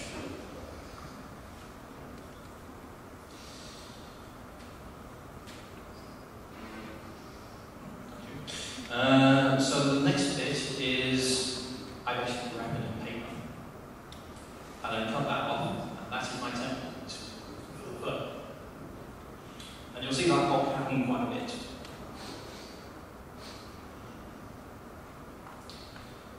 So in the upper section, now it's a little more complicated, but you're not going to make a whole bucket. Basically, you kind of need to create this disjoint almost in the leg. Now you've already created the round section at the back. Now you need to create a round section at the front. Now there's a number of ways you can achieve this, all of which I've tried. So you can just use some gardening knee pads, which work quite well. Upholstery foam shaped to a kind of just enhance your knee.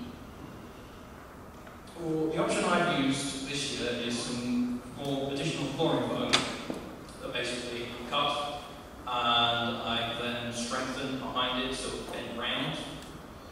Hopefully I have a picture. Oh, I don't, actually. So after that, once you've got that shape, put it against your leg, wrap your leg in cling film with the knee pad or your chosen solution in place, and then carefully cut it off. There's a number of options you can use for this. I would recommend that you get someone to help you with this, you don't cut yourself. And then once you have that, you might end up, you'll end up with something like this. So this is cling film with wrapped in tape afterwards to give it stability. So I've got two sections here, the front section, which will be the front of your knee, and once I cut this off, I get this laid flat by putting additional cuts in, and those will be your sew lines to sew it together, and then that's the back of the leg.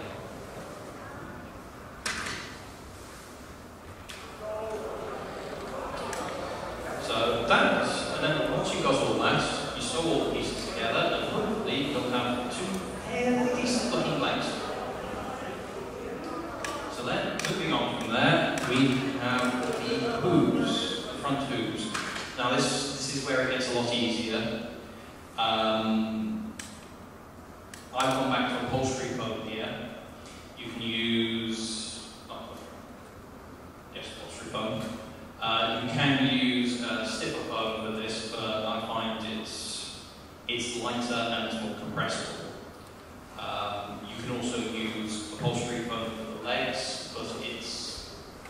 very flexible and it distorts out of shape very easily.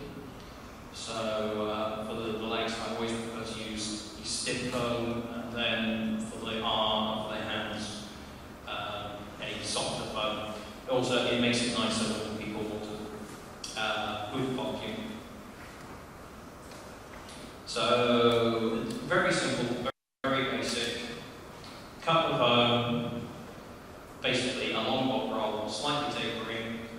Glue that becomes your base. You glue around it, and then you've got essentially a bob roll with a sealed end. Once again, skip the step here a little, but once again you use, you can either wrap it in paper and then cut it off to use your template, or just use that as your template before you glue it together for your fur. And you can see that's an example of the lunar zone. One thing to note is you might want to add a little additional slit in the wrist. You can see a small bulge of fur here. That's where the furs are wrapped around a small slit-up cut, so I can actually get my hands out if I need to. The hoop's always quite useful for hiding, say, a phone, a wallet, water, lots of water. So it makes a good hiding place for just little things that you'll need access to, and you will need water. So then, alright. So that's covered the basic parts of the pony. The next section is the body, essentially. So from your elbows up, and then the rest of your body, pretty much. And the method I go about it is a duct tape dummy. So this is where the disposable coverall comes in. So basically, what you do with this is you put on the disposable coverall, and suggest you do this with someone nearby, and wrap yourself in duct tape, essentially. Now, I do this in short strips. Don't do it too tightly, because it will cut off blood flow. This is why you should do this with someone you're comfortable with. And do this in a number of layers, so in the end it feels quite stiff. And then cut off very carefully. I'd also recommend that you consider, when you're coming to cut it off, that you think about the stitch lines, a way you're going to stitch your fursuit together, so that your cut lines are your future stitch lines. And once you cut yourself out of this, you should end up with something like this. Now this one isn't mine. I just got it off the internet. There are plenty of more in-depth tutorials online on how to create these. I strongly recommend you read these before doing this aspect. But once you've got your duct tape dummy, you can use that, cut it into sections so that they all flatten out, use that to cut the fur, sew the fur together, and then you should end up with the fursuit that will fit you quite snugly. I would recommend, depending on your confidence level, with sewing and just generally, I'd recommend you add a little bit extra on everywhere, just so that it's not completely snug on you. Because obviously this will end up sitting quite tight to your skin when it comes off, so add a little extra when you're cutting the fur. Okay, the next stage is the tail. So once again, very similar to the main. Draw out a template, get it roughly sized to the correct size, cut the fur, sew it together, and then stuff it. Now, a method I use is I actually attach it to a belt, and I have some gardening wire running down most of it to give it the support so that it just doesn't hang straight down between my legs, which gets very awkward when you're walking around, just having that in between your legs. And what I also bone down the back. This will just kind of push it out a little. So yes, garden wire running at the table, threaded through some belt. Garden wire has some loops on it, which then I thread the belt through to put it on quite easily. Now, though, there are more professional options available, which may prove better for you. Now, your cutie mark. I got some easy this year. Tempest doesn't have a visible cutie mark. So it made mine a lot easier this time around. But there's a number of approaches, again, that I'll take you through now, for making your own cutie mark. Cut and sew fur.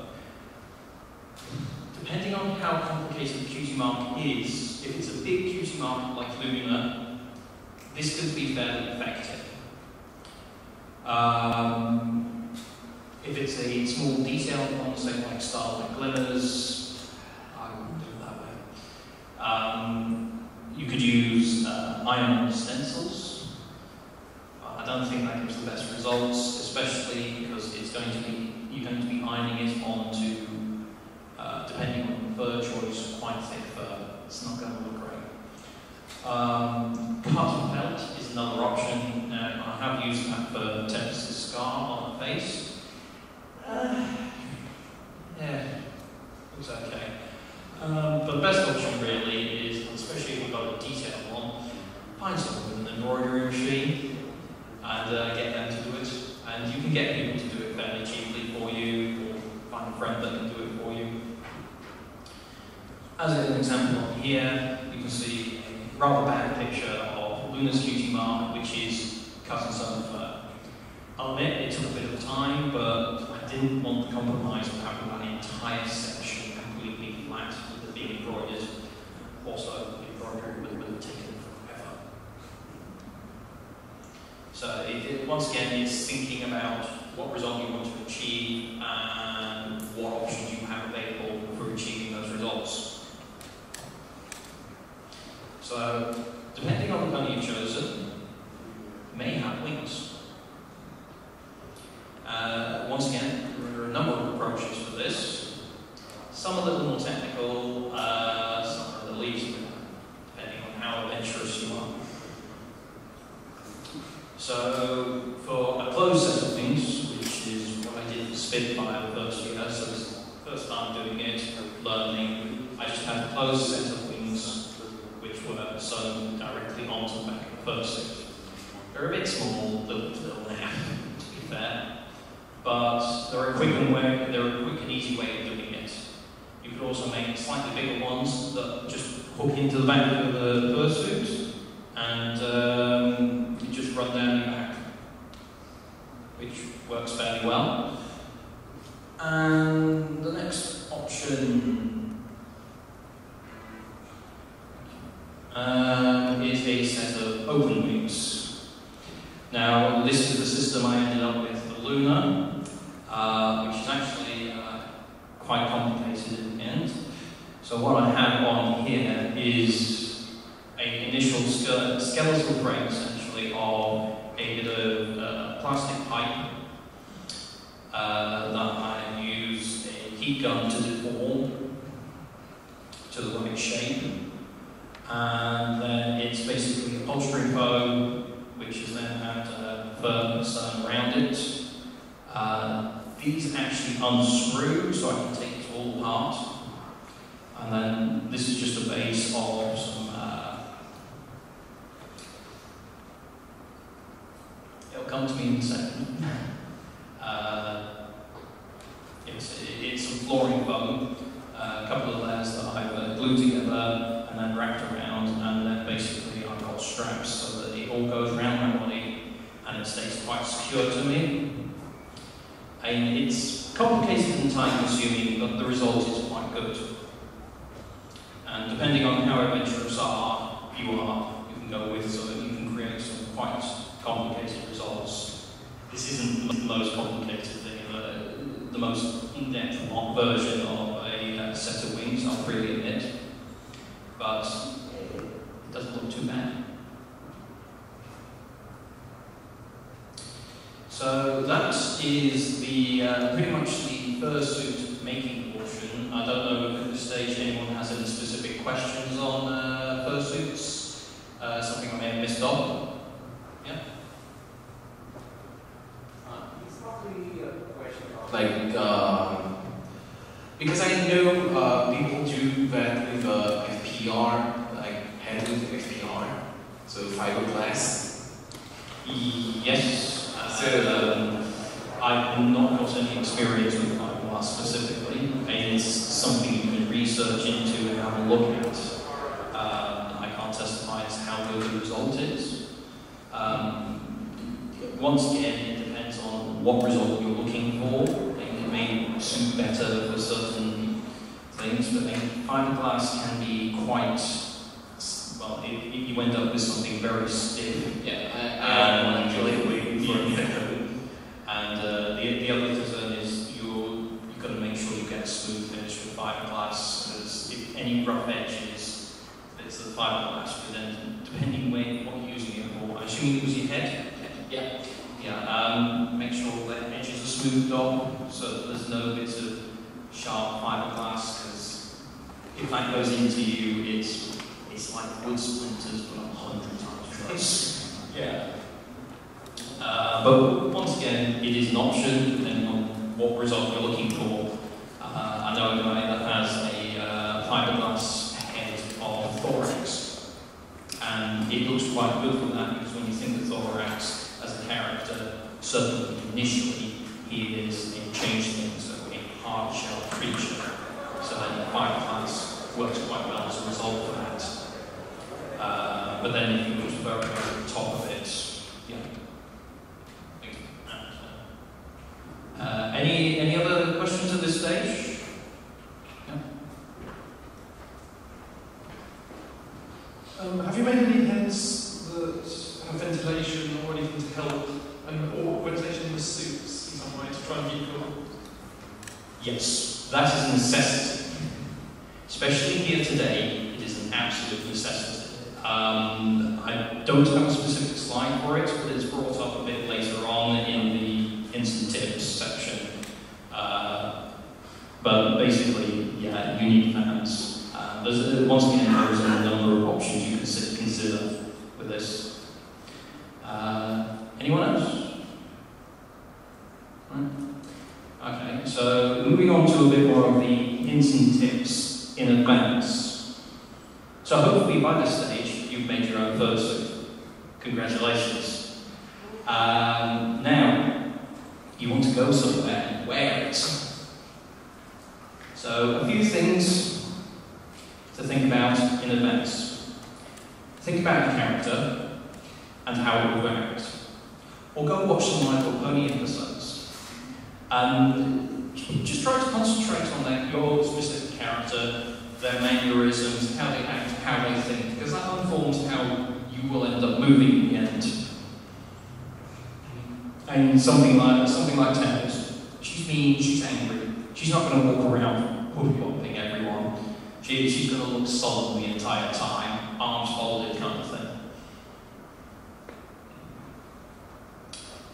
It's always a good idea, especially if you've not been to an event before, to contact staff in advance about changing facilities.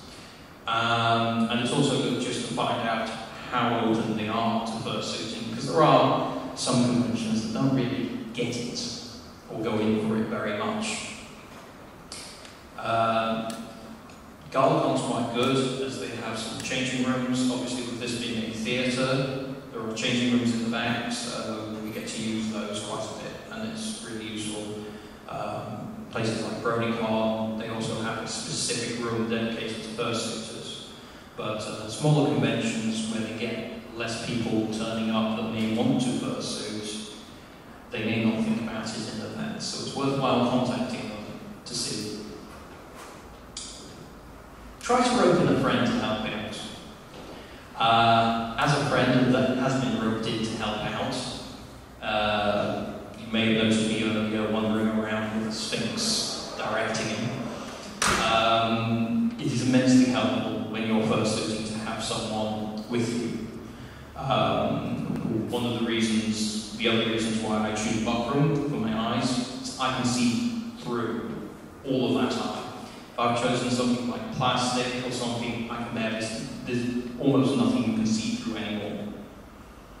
Admittedly, I can only see that way and that way, nothing in front of me, but yeah, it's helpful to have someone just to walk with you, tell you about obstacles, or point you in the direction of counts.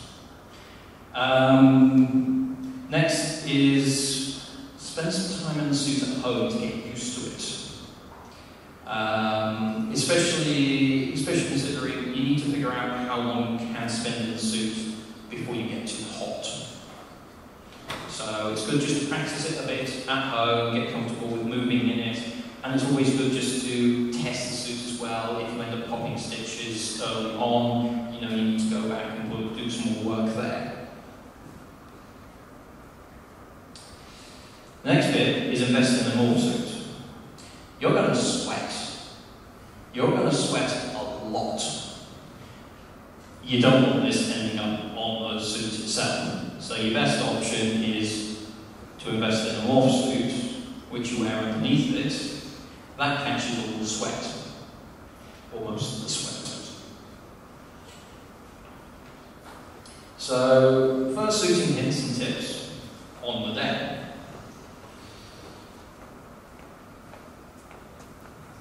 So, just a few bits and pieces. So, talk only when you have to, unless you're a really, really good voice actor and can replicate the voice exactly. Now, I'm a guy who only ever fursuited as female characters, so I've generally decided it's probably best if I stay quiet. Scout the venue before you're in the fursuit, so get the lay of the land, figure out where the choke points potentially are, so you don't end up getting lost. Your visibility is going to be reduced, so you'll want to be able to figure out where you can and can't go in advance. Beware of weather. Best time for pony fursuit is in the middle of winter, specifically when it's not been raining and not been snowing. It's lovely and cold, it's the best time to go for it. Today is the worst. Not only because it's sunny and really hot, but it rained this morning, so the humidity has shot up. And this essentially means your body naturally cools by sweating and the sweat evaporating.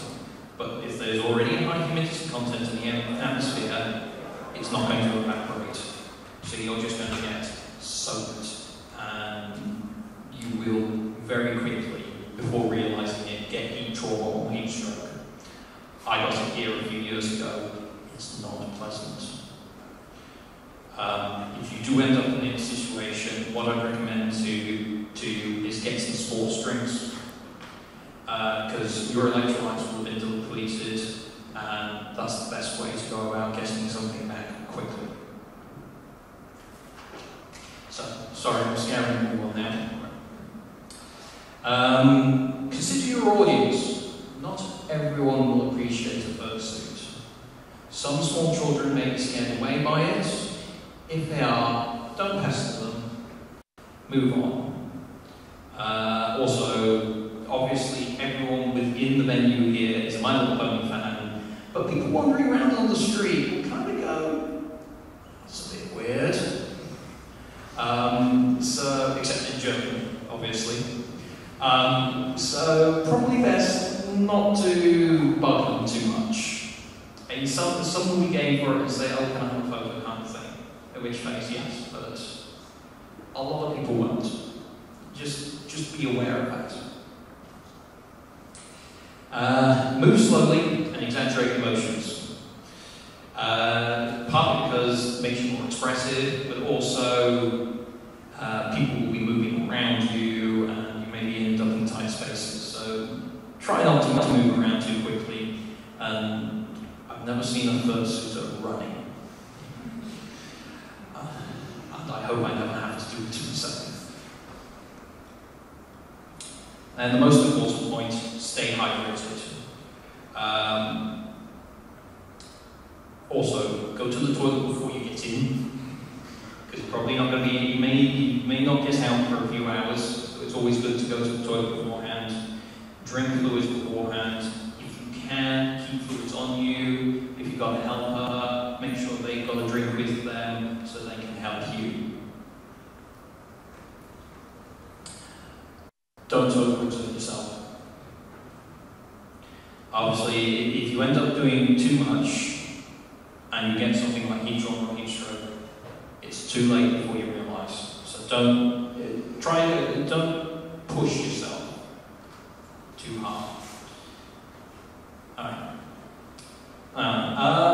That's pretty much, so that's before what you need to consider, on the day what you consider, and now just as a little bit to finish on, aftercare. I'm almost running over, so I'm going to be quite quick with this.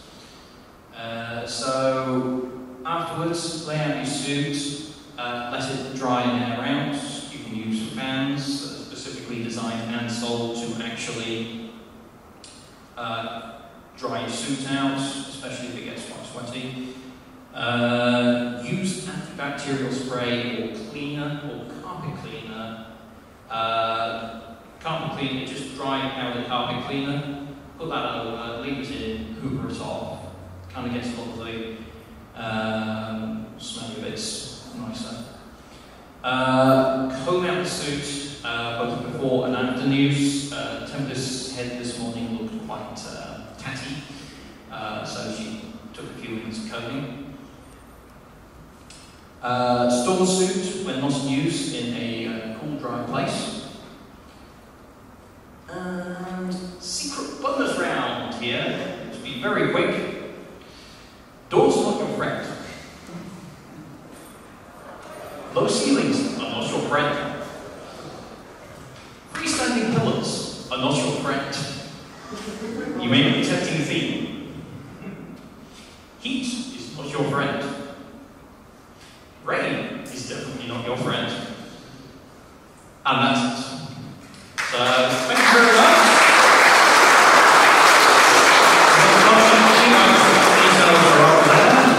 And in about half an hour's time, there will be a fursuit walk. So,